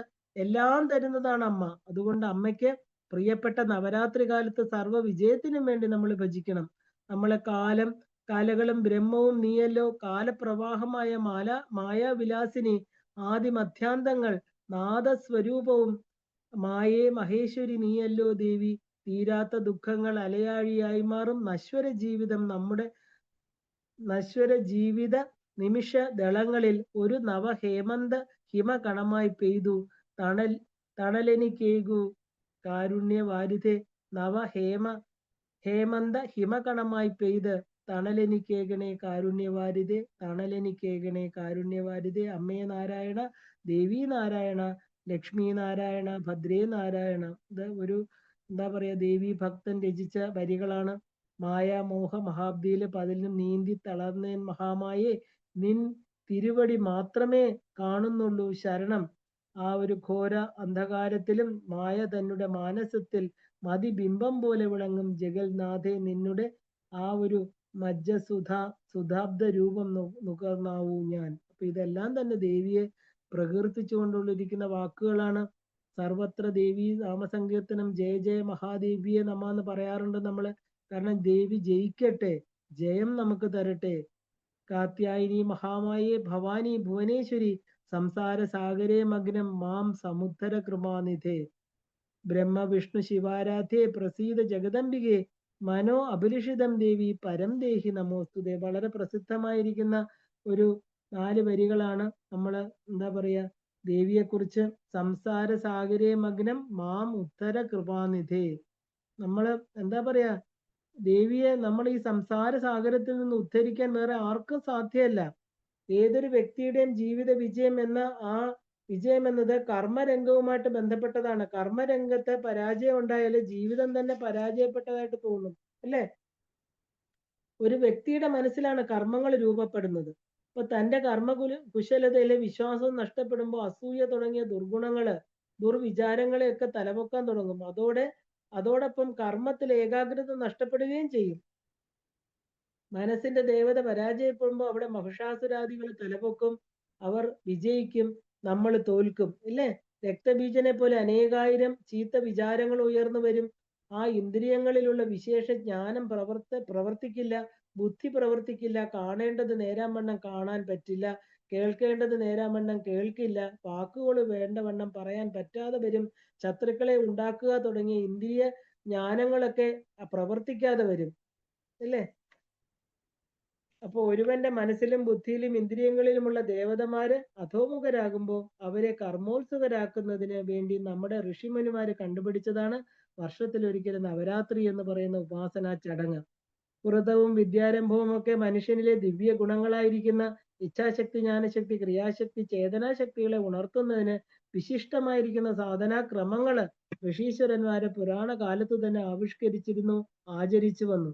എന്താണ് അതിന്റെ ലക്ഷ്യമെന്ന് ചോദിച്ചാൽ ആ ഒരു പരാശക്തിയുടെ പരമചൈതന്യം, ആ ഒരു തരിമണൽ മഹാപർവ്വതം വരെയും ഒരു അമീബ മുതൽ ബ്രഹ്മദേവൻ വരെയുള്ള സകല ശക്തികളിലും സ്ഫുരിക്കുന്നത് ദേവി ചൈതന്യമാണെന്ന് നമുക്ക് ബോധ്യപ്പെടുത്താനാണ്. നാം വെറും യന്ത്രങ്ങൾ മാത്രം, യന്ത്രിയായ അമ്മയാണ് നമ്മളെ പ്രവർത്തിപ്പിക്കുന്നതെന്ന് ശ്രീരാമകൃഷ്ണ പരമഹംസരുടെ മന്ത്രാണ്. അമ്മ അവിടുന്ന് യന്ത്രി, ഞാൻ യന്ത്രം, എനിക്ക് വേറെ ഒന്നുമില്ല, അമ്മ തിരിക്കുന്നതനുസരിച്ച് തിരിയുക എന്നുള്ളത് പണി മാത്രമേ എനിക്കുള്ളൂ എന്ന് അദ്ദേഹം എപ്പോഴും പറയാറുണ്ട്. നമ്മളെ കൊണ്ട് ചെയ്യിക്കുക എന്ന ശക്തി നമ്മുടെ ഉള്ളിൽ അനുഭവിക്കാറാകണം നമുക്ക്. അതിന് എന്ത് വേണം? ഈ വിശേഷ ആ ഒരു സാധനകളെല്ലാം തന്നെ അതിനു വേണ്ടിയിട്ടാണ്. ആ കർമ്മമണ്ഡലങ്ങളെ മോക്ഷമണ്ഡലങ്ങളായിട്ട് മാറ്റുവാൻ കലാകാരന്മാർക്കും മറ്റിതര ജോലിക്കാർക്കും എല്ലാം നവരാത്രി കാലത്താണ് സാധിക്കുന്നത്. കൊച്ചു കുഞ്ഞുങ്ങൾ ആദ്യാക്ഷരം കുറിക്കുന്നത് ഈ ദിവ്യ പ്രകാശത്തിന് വേണ്ടിയിട്ടാണ്. തേനിൽ മുക്കിയ സ്വർണം കൊണ്ട് നാവിലും കർമ്മ പ്രതീകങ്ങളായി കൈവിരൽ കൊണ്ട് അരിയിലും ആദ്യാക്ഷരം കുറിക്കുമ്പോൾ വാക്കിന്റെ അതിദേവത മനസ്സിനെയും ബുദ്ധിയെയും അന്ധകരണങ്ങളെയും ഒന്നാകെ പ്രകാശിപ്പിക്കുന്നു. അത്രയും മഹത്തരമാണ് നവരാത്രി കാലത്തെ സാധനാ പ്രവൃത്തികളെല്ലാം തന്നെ. നമ്മളിൽ അനന്തമായ ശക്തി വൈശിഷ്ട്യങ്ങളാണ് ഒളിഞ്ഞു കിടക്കുന്നത്. ആ ഒരു സാധാരണ മനുഷ്യൻ അവനവനിൽ എന്തൊക്കെയുണ്ടെന്ന് അറിയാൻ സാധിക്കുന്നില്ല. എല്ലാം ഒളിഞ്ഞു കിടക്കുകയാണ് നമ്മളിൽ.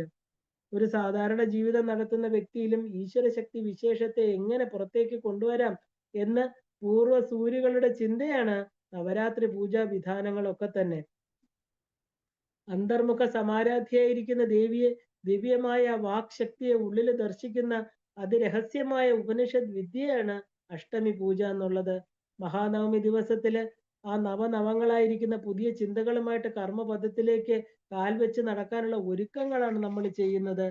ബഹിർമുഖങ്ങളായിരിക്കുന്ന നമ്മുടെ ഇന്ദ്രിയങ്ങളെ അടക്കി ഉള്ളിലെ ആദിശക്തിയെ ഉണർത്തി അതിനെ സാക്ഷാത്കരിക്കുന്ന പദ്ധതിയാണ് ദശമി നാളിൽ നമ്മൾ ചെയ്യുന്നത്. ഒരിക്കലും നശിക്കാത്ത അക്ഷരത്തെ, ആ ജ്ഞാനത്തെ ഹരിശ്രീ എന്നുള്ള മന്ത്രദീക്ഷ നാവിൽ കൂടി പകർന്നു തരികയാണ് ആചാര്യൻ.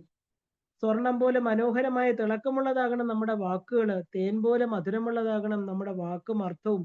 പിന്നെ അരി അന്നമാണ്, അന്നം ബ്രഹ്മമാണെന്ന് നമ്മൾ കണ്ടു. അരിയിൽ എഴുതുന്നത് ബ്രഹ്മസാക്ഷാത്കാരത്തിനായിട്ട് അന്നമയമായ ശരീരം എന്ന ഉപാധിയെ പ്രയോജനപ്പെടുത്തണമെന്ന ഉപദേശമാണ്. ഏറ്റവും ഉന്നതമായ അന്നത്തെ തരുന്നവളാണ് മഹാസരസ്വതി എന്ന് ഋഗ്വേദം പറയുന്നു. അങ്ങനെ അരിയിൽ എഴുതുമ്പോൾ ആ ബ്രഹ്മസാക്ഷാത്കാരം നമ്മളിൽ വന്നു ചേരുന്നു. ഒരു വ്യക്തിയുടെ വാക്പ്രപഞ്ചം മനസ്സിന്റെ തലത്തെയും ആ ഒരു കർമ്മ പ്രപഞ്ചത്തെയും ഒരുപോലെ സംസ്കരിച്ചെടുക്കാനുള്ള സാധനാ മാർഗങ്ങളാണ് നവരാത്രി സാധനകളെല്ലാം തന്നെ ഒരു വ്യക്തിയുടെ മാനസിക കർമ്മ പ്രപഞ്ചങ്ങൾ ഋതുക്കളിൽ എത്ര മാറ്റം വരുത്തുന്നു. ആ വികാര വിചാരങ്ങളിൽ ഋതുക്കള് സൂക്ഷ്മമായ മാറ്റങ്ങൾ വരുത്തുന്നു എന്ന് നമുക്ക് കാണാം. നമ്മൾ അറിയുന്നില്ലെന്നേ ഉള്ളൂ. നമ്മളിലേക്ക് നമ്മൾ അന്തർമുഖമാകുമ്പോൾ നമുക്ക് മനസ്സിലാകും ഓരോ ഋതുവിലും നമുക്ക് വരുന്ന മാറ്റങ്ങൾ. ഇത് എത്രയോ കാലം മുമ്പേ മനീഷികളായിരിക്കുന്ന ക്രാന്തദർശികളായിരിക്കുന്ന ഋഷീശ്വരന്മാര് കണ്ടെത്തി സൂക്ഷ്മ ചിന്തനം ചെയ്ത് അതിനനുസരിച്ചാണ് വ്രതപൂജകള് ചര്യകളെല്ലാം ചിട്ടപ്പെടുത്തിയിരിക്കുന്നത്. ചാതുർമാസ്യം കർക്കിടക മാസത്തിലെ വെളുത്തപക്ഷ ദ്വാദശിയിൽ ആരംഭിച്ച് 4 മാസം നീണ്ടു നിൽക്കുന്ന തപസ്സാണ്. ഈ ചാതുർമാസ്യങ്ങളിൽ പ്രകൃതി അനുകൂലമല്ലെങ്കിലും മനോവാക് കർമ്മങ്ങളെ ശുദ്ധമാക്കി വേദ പുരാണ മന്ത്രജപങ്ങൾ ചെയ്യാൻ പൂർവികർ നമ്മളെ പ്രേരിപ്പിച്ചു. രാമായണ മാസം, ദീപാവലി, ആ ഒരു നവരാത്രി, അഷ്ടമിരോഹിണി, ശിവരാത്രി, മറ്റ് വ്രതങ്ങളെല്ലാം തന്നെ ഈ കാലയളവുകളിലാണ് വന്നു ചേരുന്നത്. ഈ ഏതൊരു വ്യക്തിയുടെയും ഐശ്വര്യത്തിന്റെ ആദ്യ ലോകം അത് മാനസികമായിട്ടുള്ള ഒരു തലമാണ്. ആധ്യാത്മികവും ഭൗതികവുമായിരിക്കുന്ന വികാസത്തിന് മാനസിക ലോകത്താണ് ആദ്യം മാറ്റം വരുത്തേണ്ടത്. സൂക്ഷ്മമായിരിക്കുന്ന മാനസിക ലോകത്തിലെ അഷ്ട ഐശ്വര്യത്തിന്റെ പ്രതീകമാണ് മഹാലക്ഷ്മി. നമ്മൾ പറയാറുണ്ട് മഹാലക്ഷ്മിയെ ഭജിക്കൂ എന്ന്. ഇത് മാനസിക തലത്തിലെ അഷ്ട ഐശ്വര്യ സിദ്ധിക്ക് വേണ്ടിയിട്ടാണ് മഹാലക്ഷ്മിയെ നമ്മൾ ഭജിക്കുന്നത്. മഹാലക്ഷ്മിയുടെ അനുഗ്രഹം വേണം. മനുഷ്യ ജന്മ ലക്ഷ്യത്തെ കാണിച്ചു തരുന്നതാണ് ദേവി. ഇനി ഒരു മനുഷ്യന്റെ കർമ്മപ്രപഞ്ചം ഉന്മേഷഭരിതവും തടസ്സങ്ങൾ മാറ്റി ആഹ്ലാദഭരിതവുമായ ഒരു തരത്തിലേക്ക് പോകുന്ന ദേവിയാണ് ദുർഗാ പരമേശ്വരി. സകല ദുർഗങ്ങളും വിഘ്നങ്ങളെയും അകറ്റി എന്തെന്നില്ലാത്ത ആ ഒരു ബുദ്ധിയുടെ മനസ്സിന്റെ ഉണർവിനെ ഒക്കെ തരുന്ന ക്രിയാശക്തിയാണ് ദുർഗാദേവി. മൂന്നാമത്തത് ലോകത്തിലെ ജീവിതത്തിലെ ശോഭനമാക്കാൻ വേണ്ടത് വാക് വൈഭവമാണ്. വാക്തലമാണ് നമുക്ക് മധുരത്തിൽ കൂടി സകല ഗുണങ്ങളും അനുഗ്രഹങ്ങളും ഉള്ള വാക്കുകളിൽ കൂടി അല്ലെ മറ്റുള്ളവരെ ഉദ്ധരിക്കാനും സ്വയം ഉദ്ധരിക്കാനുമാണ് വാക്പ്രപഞ്ചത്തിന്റെ അടിസ്ഥാന ദേവതയായ മഹാസരസ്വതിയെ നമ്മൾ ഭജിക്കുന്നത്. അപ്പൊ നമ്മുടെ മനസ്സിലെ ക്ഷണികമായിരിക്കുന്ന വികാസ സങ്കോചാന്തരങ്ങളിൽ സംഭവിക്കണം. കാരണം അതാണ് ആനന്ദം, ജീവിത വിജയം. പുറമേ അല്ല വേണ്ടത്, ഉള്ളിന്റെ ഉള്ളിൽ തന്നെ ആ മാറ്റങ്ങൾ പതുക്കെ സംഭവിച്ചാൽ മാത്രമേ ആനന്ദം ഉള്ളിൽ അനുഭവിക്കാൻ നമുക്ക് ആ ഒരു സാധിക്കുകയും അത് പുറത്തേക്ക് പ്രകടിപ്പിക്കാൻ സാധിക്കുകയുള്ളൂ. അതുകൊണ്ടാണ് ചിന്തയിലും കർമ്മത്തിലും ഈ ഒരു ലോകത്തെ കൂടി ഉൾക്കൊടുത്താൻ പാകത്തിന് വിശാലമായ കാഴ്ചപ്പാടുണ്ടാക്കിയെടുക്കാൻ ഈ നവരാത്രി വ്രതം കൊണ്ട് നമുക്ക് സാധിക്കണമെന്ന് പറയുന്നത്. ഇതാണ് ആത്മീയതയുടെ പക്വത എന്നത്. എല്ലാവരും എല്ലാ കർമ്മങ്ങളും ഉൾക്കൊള്ളാൻ ഈ മനസ്സിന് കഴിയണമെങ്കിൽ ഈ ഇച്ഛാശക്തി, ജ്ഞാനശക്തി, ക്രിയാശക്തി സ്വരൂപിണിയായിരിക്കുന്ന സാക്ഷാൽ ജഗദംബികയുടെ അനുഗ്രഹം അത്യാവശ്യം തന്നെയാണ്. അപ്പോഴേ നമുക്ക് സങ്കുചിതമായ ഒരു കാഴ്ചപ്പാടിൽ നിന്ന് വിശാലമായ കാഴ്ചപ്പാടിൽ എത്താൻ സാധിക്കുകയുള്ളൂ. ഈ ഒരു ചെറിയ കഥ നോക്കാം. ഒരു അധ്യാപകൻ തന്റെ കുട്ടികളുമായി ഒരു വിനോദയാത്രയ്ക്ക് പോയി വിശ്രമിക്കാൻ ഇറങ്ങിയ സ്ഥലത്ത് ഒരു കെട്ടിടം പണിയുന്നത് കണ്ടു. അവിടുത്തെ ജോലിക്കാർ തങ്ങളുടെ ചെരുപ്പ് അഴിച്ചു വെച്ചിരിക്കുന്നത് കണ്ടു. കുട്ടികൾ ഒരു തമാശക്കായിട്ട് അതിനെയൊക്കെ ജോഡി മാറ്റി അടുത്തുള്ള കുറ്റിക്കാട്ടിൽ കൊണ്ടുപോയി ഒളിപ്പിച്ചു വെച്ചു. ഇത് കണ്ട അധ്യാപകന് എന്തിനാണ് ഇങ്ങനെ ചെയ്തതെന്ന് ചോദിച്ചു. പണി കഴിഞ്ഞു വരുന്ന ജോലിക്കാരുടെ ചെരുപ്പ് കാണാത്തപ്പോൾ ഉണ്ടാകുന്ന സംഭ്രമം കാണാനാണ് എന്ന് കുട്ടികൾ പറഞ്ഞു. അധ്യാപകൻ പറഞ്ഞു, അതിനേക്കാൾ വലിയ സന്തോഷം ഞാൻ കാണിച്ചു തരാം. ഇതൊക്കെ ജോഡിയാക്കി അടുക്കി വെച്ച് അതിന് പുറത്തൊരു നാണയം കൂടി വെക്കാൻ പറഞ്ഞു. കുട്ടികൾ അതുപോലെ ചെയ്തു. പണി കഴിഞ്ഞ് തിരിച്ചു വന്ന് ജോലിക്കാർ തങ്ങളുടെ ചെരുപ്പുകൾക്ക് മുകളിൽ ഒരു നാണയം കൂടി ഇരിക്കുന്നത് കണ്ട് സന്തോഷിച്ചു. കൃതജ്ഞതയോടെ അനുഗ്രഹത്തോടെ ചുറ്റും നോക്കുന്നത് കണ്ടപ്പോൾ കുട്ടികളുടെ മനസ്സ് നിറഞ്ഞു. ജീവിതത്തിൽ ഒരിക്കലും കിട്ടാത്ത ആനന്ദമാണിത്. മറ്റുള്ളവർക്ക് നന്മയെ കൊടുക്കുമ്പോൾ, നല്ല വാക്ക് പറയാനും നല്ലത് കൊടുക്കാനും സാധിക്കുമ്പോൾ നമ്മുടെ ഉള്ളിൽ ആനന്ദം ഉണ്ടാകും അല്ലെ? കാരണം ആ ആനന്ദ സ്വരൂപമാണ് എല്ലാവരുടെയും ഉള്ളിൽ ഇരിക്കുന്നത്. ഈ ആനന്ദം നമുക്കും വേണമെങ്കിൽ തിന്മയായിരിക്കുന്ന അസുരനെ അമർച്ച ചെയ്യാൻ സാധിക്കണം. കാമക്രോധാദിയാകുന്ന വൈരികളെ അമർച്ച ചെയ്യണം. എന്നാലേ ഈ ആനന്ദം നമുക്ക് അനുഭവിക്കാനും മറ്റുള്ളവർക്ക് കൊടുക്കാനും സാധിക്കുള്ളൂ. എന്താണ് വേണ്ടത്? ആ നന്മയുടെ ഭാവം നമ്മളിൽ അനുഭവിക്കാൻ, ആ ആനന്ദം അനുഭവിക്കാൻ ജഗദംബിയെ, നന്മയുടെ ആനന്ദത്തിന്റെ പ്രതീകമായിരിക്കുന്ന പരാശക്തിയെ, പ്രകാശ ചൈതന്യത്തെ സദാ ഉള്ളില് നമ്മൾ ആരാധിക്കണം, ഭജിക്കണം. ഇതിനു വേണ്ടി മാത്രമാണ് സകല ജപ തപ വ്രത അനുഷ്ഠാനങ്ങള് എല്ലാം ലക്ഷ്യമാക്കുന്നത്. ഏത് കർമ്മങ്ങൾ ചെയ്യുന്നുവോ ആ ആനന്ദം നമ്മുടെ ഉള്ളിൽ കിട്ടാനും സർവ്വതിലും ഈശ്വരനെ കാണാനുമാണ് ആ ഒരു ശ്രമിക്കേണ്ടത്. സർവം ത്വം ഏവ എന്ന് എല്ലാറ്റിലും ഈശ്വര ഭാവത്തെ കാണണം. ഈ കർമ്മങ്ങളൊക്കെ നമ്മൾ ചെയ്യുന്നത് അതിനു വേണ്ടി തന്നെയാണ്. അത് നന്നായി ചെയ്യാൻ ഈ നവരാത്രി കാലത്ത് ദേവി ഉപാസകരായിട്ടുള്ള നമ്മൾ ആ മഹാദേവിയുടെ അനുഗ്രഹം നമ്മൾ ചോദിക്കണം. കാരണം സർവമംഗളമംഗല്യേ ശിവേ എന്ന് പറയുമ്പോൾ എന്താ പറയുക, എല്ലാ മംഗളങ്ങളും തരുന്ന അമ്മയാണ് അല്ലേ. അപ്പോ ആ ദേവി നമുക്ക് എന്താ, അതുകൊണ്ടാണ് നമ്മൾ സർവത്ര ദേവി നാമസങ്കീർത്തനം ജയ ജയ ശ്രീ മഹാദേവിയെ നമ. അമ്മയുടെ കീർത്തനം വിജയിക്കട്ടെ, അമ്മയെ കീർത്തിക്കുന്നവരെന്നും വിജയശ്രീ ലാളിതരാകട്ടെ. ഇപ്പോ നമ്മൾ ഒക്ടോബറിൽ ആഘോഷിക്കുന്നത് ശാരദാ നവരാത്രിയാണ്. ശാരദാ നവരാത്രി എന്നാൽ മഹാകാളി, മഹാലക്ഷ്മി, മഹാസരസ്വതി സ്വരൂപത്തില് പരാശക്തി ഭവിച്ചതിനെ ആരാധിക്കുന്ന സംവിധാനമാണ്. അപ്പൊ അതിന് ശരീര മനോബുദ്ധികളുടെ തലത്തിൽ ഒരു വിമലീകരണ പ്രക്രിയ കൂടിയാണ് എന്ന് നമ്മൾ അറിയണം. കാരണം മഹാകാളി, മഹാലക്ഷ്മി, മഹാസരസ്വതി ഇങ്ങനെ വരുമ്പോൾ എവിടെ നിന്നാണ് വരുന്നത്? എവിടെ നിന്ന് വരുന്നത്? ആ പരാശക്തി തന്നെയാണ് ഇല്ലേ. അമ്മ 3 രൂപത്തില് അവിടെ വരുന്നത് ശ്രീലക്ഷ്മിയോ ശ്രീ സരസ്വതിയോ അല്ല, മഹാലക്ഷ്മിയും മഹാസരസ്വതിയുമാണ്, മഹാകാളിയാണ്. ഇവിടെയെല്ലാം എന്ത് ശബ്ദമാണ് നമ്മൾ പ്രയോഗിക്കുന്നത്? മഹാ. ഈ ശബ്ദം കൊണ്ട് പരാശക്തി ഭാവം കൊടുക്കുകയാണ് നമ്മൾ. എല്ലാറ്റിലും ഉയർന്നത് എന്ന അർത്ഥമാണ് കൊടുക്കുന്നത്. ഈ മഹാലക്ഷ്മി ശബ്ദം ദേവി മഹാത്മ്യത്തിൽ സ്തുതിക്കുന്ന മഹാലക്ഷ്മി തന്നെയാണ്, മഹാകാളിയാണ്, മഹാസരസ്വതിയാണ്. നമുക്കറിയാം നവാക്ഷരി മന്ത്രത്തിലെ ബീജാക്ഷരങ്ങള് ഐം, ഹ്രീം, ക്ലീം എന്നിങ്ങനെ എടുക്കുമ്പോൾ വാക് സ്വരൂപിണിയായിരിക്കുന്ന മഹാസരസ്വതി, ശക്തി സ്വരൂപിണിയായിരിക്കുന്ന മഹാകാളി, ഐശ്വര്യ ദേവതയായിരിക്കുന്ന മഹാലക്ഷ്മി എന്ന് നമ്മൾ നിർവചിക്കാറുണ്ട്. ഒരു സാധകൻ ഐശ്വര്യയുക്തനായിട്ട് ആരാധിക്കുന്ന തലത്തിലാണ് ദേവി മഹാത്മ്യത്തിലെ പ്രത്യേകിച്ച് ഈ 3 രൂപങ്ങളെ. ആ ഒരു ദക്ഷിണേന്ത്യയിൽ മാത്രമല്ല അങ്ങനെ ആരാധിക്കുന്നത്, ഉത്തരേന്ത്യക്കാർക്ക് അത് നവദുർഗ സങ്കല്പമാണെന്ന് മാത്രം. ബംഗാളിൽ ഈ 3 ഭാവത്തിൽ ഉപാസിക്കുന്ന മഹാകാളി എന്ന് പറയുമ്പോൾ കാളി തന്നെ ഇരുട്ടാണ് അല്ലെ. അത് അജ്ഞാനത്തിന്റെ ഇരുട്ടാണോ എന്ന് ചോദിച്ചാൽ അല്ല, എല്ലാ വർണ്ണങ്ങളും ലയിക്കുന്ന ഇരുട്ടാണ്. വിശ്വമാതൃത്വമാണത്, വിശ്വയോനിയാണ്. നവരാത്രി സാധകനെ സംബന്ധിച്ചിടത്തോളം അജ്ഞാനത്തിന്റെ ഇരുട്ടല്ല. ഇരുട്ടെന്ന് പറയുന്നത് പകലിനെ ഗർഭം ധരിച്ചിരിക്കുകയാണെന്ന് പറയാം. പകലിനെ, വെളിച്ചത്തെ, വെളുപ്പിനെ മാത്രമല്ല എല്ലാ വർണ്ണങ്ങളെയും ഗർഭം ധരിച്ചിരിക്കുകയാണ് അവിടെ. സമസ്ത നാമരൂപങ്ങളും പ്രപഞ്ചത്തെയും ഗർഭം ധരിച്ചിരിക്കുന്ന മഹാകാളിയാണ്. ഈ 9 രാത്രികളിലും മഹാകാളി തന്നെയാണ്. ഇതിൽ ആദ്യത്തെ 3 ദിവസം കാളി ബീജത്തെ ഓർക്കുകയും ജപിക്കുകയും ചെയ്യുന്നു. രണ്ടാമത്തെ 3 ദിവസം മഹാലക്ഷ്മിയെ, ചുവപ്പ് നിറത്തിലുള്ള രജസിനെ, കർമ്മശക്തിയെ, ക്രിയാശക്തിയെ, സമ്പത്തിനെ ഒക്കെ നമ്മൾ സ്മരിക്കണം. മൂന്നാമത്തെ തലത്തില് പ്രസവം നടക്കുന്നു. ഇരുട്ട് ചുവപ്പും വെളുപ്പുമായിട്ട് പരിണമിക്കുകയാണ് ഇവിടെ.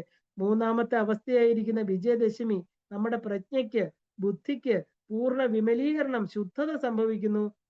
വിമലീകരണത്തിലേക്കുള്ള ഒരു ടെക്നിക്കാണ് ഈ ഐം, ഹ്രീം, ക്ലീം എന്ന ബീജാക്ഷരങ്ങൾ കൊണ്ട് ആ ഒരു സംവിധാനം ഏർപ്പെടുത്തിയിരിക്കുന്നത്. ഇപ്പൊ നവാക്ഷരി മന്ത്ര ബീജങ്ങള്, ഇപ്പൊ ചണ്ഡിക എന്ന് പറയുന്നത് സമസ്ത ദേവന്മാരും അവരവരുടെ അംഗങ്ങളും അവരവരുടെ വിശിഷ്ടങ്ങളായിരിക്കുന്ന ആയുധങ്ങളും കൊടുത്ത് സർവ്വദേവതാ സ്വരൂപിണിയായി ആ ഒരു ദേവതയെ ഉണ്ടാക്കിയതാണ്. മറ്റെല്ലാ ദേവന്മാരെയും പോലെ തന്നെ പോലെ അല്ല ചണ്ഡിക. മഹാചണ്ഡികയെ, ശുംഭനിശുംഭന്മാരെയും മഹിഷാസുരനെയും ഒക്കെ നശിപ്പിക്കാൻ വേണ്ടി എല്ലാ ദേവന്മാരും 30 മുക്കോടി ദേവന്മാരും ആ ഒരു തങ്ങളുടെ ശക്തികളെല്ലാം കൊടുത്ത് ആ ഒരു ലോകരക്ഷയ്ക്ക് വേണ്ടി ഉണ്ടാക്കിയ ശക്തിയാണ് ചണ്ഡിക, ചണ്ഡിക പരമേശ്വരി. ദേവി മഹാത്മ്യം തന്നെ അതിന്റെ ഉള്ളിൽ പറയുന്നുണ്ട്. വിഷ്ണു തന്നെയാണ് ചണ്ഡിക. വിഷ്ണുവും ചണ്ഡികയും കാളിയും തമ്മിൽ യാതൊരു വ്യത്യാസവും ഇല്ല എന്ന്. എല്ലാം ഒന്ന് തന്നെയാണ്. ഇനി ഉപാസകന്റെ ദൃഷ്ടിയിൽ താൻ ഉപാസിക്കുന്ന തലം എവിടെയാണോ അതിൽ നിന്നും വിശുദ്ധിയിലേക്ക്, ആ വെണ്മയിലേക്ക് മഹാസരസ്വതി എന്ന് പറയുന്ന ശുക്ലരൂപിണിയായി വെളുത്ത ശുദ്ധമായ ഈ കറുപ്പ് വെളുപ്പിനെ പ്രസവിക്കുന്നത്. ഈ കറുപ്പാണ് വെളുപ്പിനെ പ്രസവിക്കുന്നത്. കറുപ്പ് വെളുപ്പിന്റെ അമ്മയാണ്, അജ്ഞാനമല്ല അത്. മഹാകാളിയിൽ നിന്നുണ്ടായി വിശുദ്ധിയാണത്. ഇപ്പൊ ശാക്തേയൻ സ്മരിക്കുന്നത് അതിനെയാണ്. ദേവി മഹാത്മ്യത്തിന്റെ ദൃഷ്ടിയിൽ ആദിലക്ഷ്മി മഹാലക്ഷ്മിയാണ് ആദ്യം ഉണ്ടായിരിക്കുന്നത് അല്ലെ. ആ ഒരു ദേവി രഹസ്യത്രയം എന്നുള്ളതിൽ ഇത് പറയുന്നുണ്ട്. ആദ്യമായിട്ട് ലക്ഷ്മി ഉണ്ടായപ്പോൾ പോലും ദേവിയുടെ ശിരസിലെ യോനി ലിംഗങ്ങൾ ഉണ്ടായിരുന്നുവെന്ന് ദേവി മഹാത്മ്യം പറയുന്നുണ്ട്. അത് ശിവശക്തികൾ തന്നെയാണ്. മഹാദേവനും മഹാദേവിയും സൃഷ്ടിക്ക് മുൻപുള്ളവരാണ്, സൃഷ്ടിക്ക് ശേഷവും തുടരുന്നത് അവര് തന്നെയാണ്. ആ ഒരു ശരിക്കുമുള്ള ബോധകന്റെ ദൃഷ്ടിയിലെ ലിംഗസ്വരൂപമാണ് സാധകൻ ഈ 3 അവസ്ഥകളിലൂടെയും മഹാകാളി, മഹാലക്ഷ്മി, മഹാസരസ്വതിയിലൂടെയും കടന്നു പോകുമ്പോഴും അവന്റെ ലിംഗസ്വരൂപത്തെ ഓർക്കുന്നില്ല എന്നതാണ് വിചിത്രം. അവൻ സൃഷ്ടിക്കും മുൻപും സൃഷ്ടിജാലം നടക്കുമ്പോഴും സൃഷ്ടി ഒടുങ്ങിയാലും ആ വിടരുന്ന ആത്മബോധമാണ് എന്ന വിചാരത്തിലേക്ക് നമ്മൾ ഉയർത്തിക്കൊണ്ടുവരുവാൻ സാധിക്കണം. അതിന് ഈ 3 ഉപാധികള് 3 ഉപാസനയും കൂടാതെ സാധ്യമല്ല. അതിലേക്കുള്ള ഏറ്റവും എളുപ്പ വഴിയാണ് ശിവജ്ഞാനപ്രദായിനി എന്ന അവസ്ഥയിലേക്ക് എത്തണമെങ്കിൽ നമ്മൾ പ്രേമപൂർവം ദേവിയുടെ കാളീഭാവത്തെയും ലക്ഷ്മി ഭാവത്തെയും സരസ്വതി ഭാവത്തെയും ഈ 3 ഭാവങ്ങളും ചേർന്ന ചണ്ഡികാ ഭാവത്തെയും ഉപാസിക്കണം. അതുകൊണ്ടാണ് നവാക്ഷരി മന്ത്രത്തിന് ഇത്രയും പ്രാധാന്യം. ചണ്ഡികാദേവി എന്നാൽ അവിടെ മഹാകാളി, മഹാലക്ഷ്മി, മഹാസരസ്വതി ഐക്യരൂപിണിയാണ്. ആ ചണ്ഡിക തന്നെയാണ് നവരാത്രിയിൽ നമ്മൾ ഉപാസിക്കുന്നത്. ഈ 3 ഖണ്ഡങ്ങളിലായി തിരിച്ചുകൊണ്ട് ഉപാസിക്കുന്നു എന്ന് മാത്രം. ഉപാസനകളുടെ എല്ലാം ലക്ഷ്യം തന്റെ ഉള്ളിലെ ലിംഗരൂപിയായിരിക്കുന്ന ആത്മസ്വരൂപം താൻ തന്നെയാണ് എന്നുള്ള ഉറയ്ക്കലാണ്. എന്തൊക്കെ ഭാഷ്യം പറഞ്ഞാലും അവസാനം തന്റെ ഉള്ളിൽ താനായിരിക്കുന്ന ചൈതന്യത്തിൽ ഉറയ്ക്കുന്നത് തന്നെയാണ്, അല്ലെങ്കിൽ അതായിട്ട് ഇരിക്കുന്നത് തന്നെയാണ് എല്ലാ ഉപാസനകളുടെയും ലക്ഷ്യം, അതായത് രഹസ്യം എന്ന് പറയുന്നത്. അപ്പോ എന്താണ് നമുക്ക് അവസാനം ഈ ഒരു 4 വരി ഓർത്തുകൊണ്ട് നമുക്ക് നിർത്താം. ആരാധയാമി മണി സന്നിഭം ആത്മലിംഗം മായാപുരി ഹൃദയപങ്ക സന്നിവിഷ്ടം ശ്രദ്ധാനദി വിമലചിത്ത ജലാഭിഷേകം നിത്യം സമാധി കുസുമേർ പുനർഭാവയെ. നമ്മുടെ ഹൃദയത്തിൽ സദാ ആത്മലിംഗത്തെ നമുക്ക് ധ്യാനിക്കാൻ സാധിക്കട്ടെ. മായാപുരിയാകുന്ന ഹൃദയ പങ്കജത്തിലാണ് ഈ ആത്മലിംഗം ഇരിക്കുന്നത്. നമ്മൾ സദാ ശ്രദ്ധമായിട്ട് ആ ആത്മലിംഗത്തെ ശ്രദ്ധിക്കുന്ന മനസ്സ് ശുദ്ധമായിട്ട് തീരട്ടെ. ആ ഒരു വിമല ചിത്ത ജലാഭിഷേകം, ഭഗവാന് ശിവലിംഗത്തിൽ കൊടുക്കുന്ന അഭിഷേകം എന്താണ്? ജലമാണ് ഇല്ലേ? അത് നമ്മുടെ ചിന്തയാകുന്ന ജലം കൊണ്ട് അഭിഷേകം ചെയ്യണം. നിത്യം സമാധി കുസുമേർ, സമാധി സമ ആധി, നമ്മുടെ ബുദ്ധി സ്ഥിരമായിട്ട് അല്ലെ ആ ഒരു ഇതിലൂടെ കടന്നു പോകുമ്പോൾ നമ്മുടെ സമാധിയാകുന്ന പുഷ്പങ്ങളെ കൊണ്ട് ഈ ശിവലിംഗത്തിൽ അർച്ചന ചെയ്യാൻ ഭാവിക്കട്ടെ. അങ്ങനെ ചെയ്യുന്ന ഒരു ജീവന് പുനർഭാവയെ, പിന്നെ ഒരു ജന്മം, ദേഹിക്കിനി ദേഹം എടുക്കേണ്ടി വരില്ല. ജന്മങ്ങൾക്ക് ജന്മാന്തര പുണ്യമാണ് ദേവി ഉപാസന എന്ന് പറയുന്നത്. ദേവി പൂർണ്ണമായിരിക്കുന്ന കൈവല്യമുക്തി തന്ന ജീവനെ അനുഗ്രഹിക്കട്ടെ എന്ന് പറഞ്ഞുകൊണ്ട് എല്ലാവർക്കും നവരാത്രി ആശംസകള്. ഈ 9 രാത്രികളിലൂടെ അവസാനം വിജയത്തിലേക്ക് എല്ലാവരും എത്തിച്ചേരട്ടെ എന്ന് മനസ്സുകൊണ്ട് ഗുരുപരമ്പരയോട് ദേവിയുടെ പാദങ്ങളിൽ എല്ലാം വച്ചുകൊണ്ട് ഇവിടെ നിർത്തട്ടെ. നമശ്ചണ്ഡികായേ നമ. ഓം ശ്രീ മാത്രേ നമ.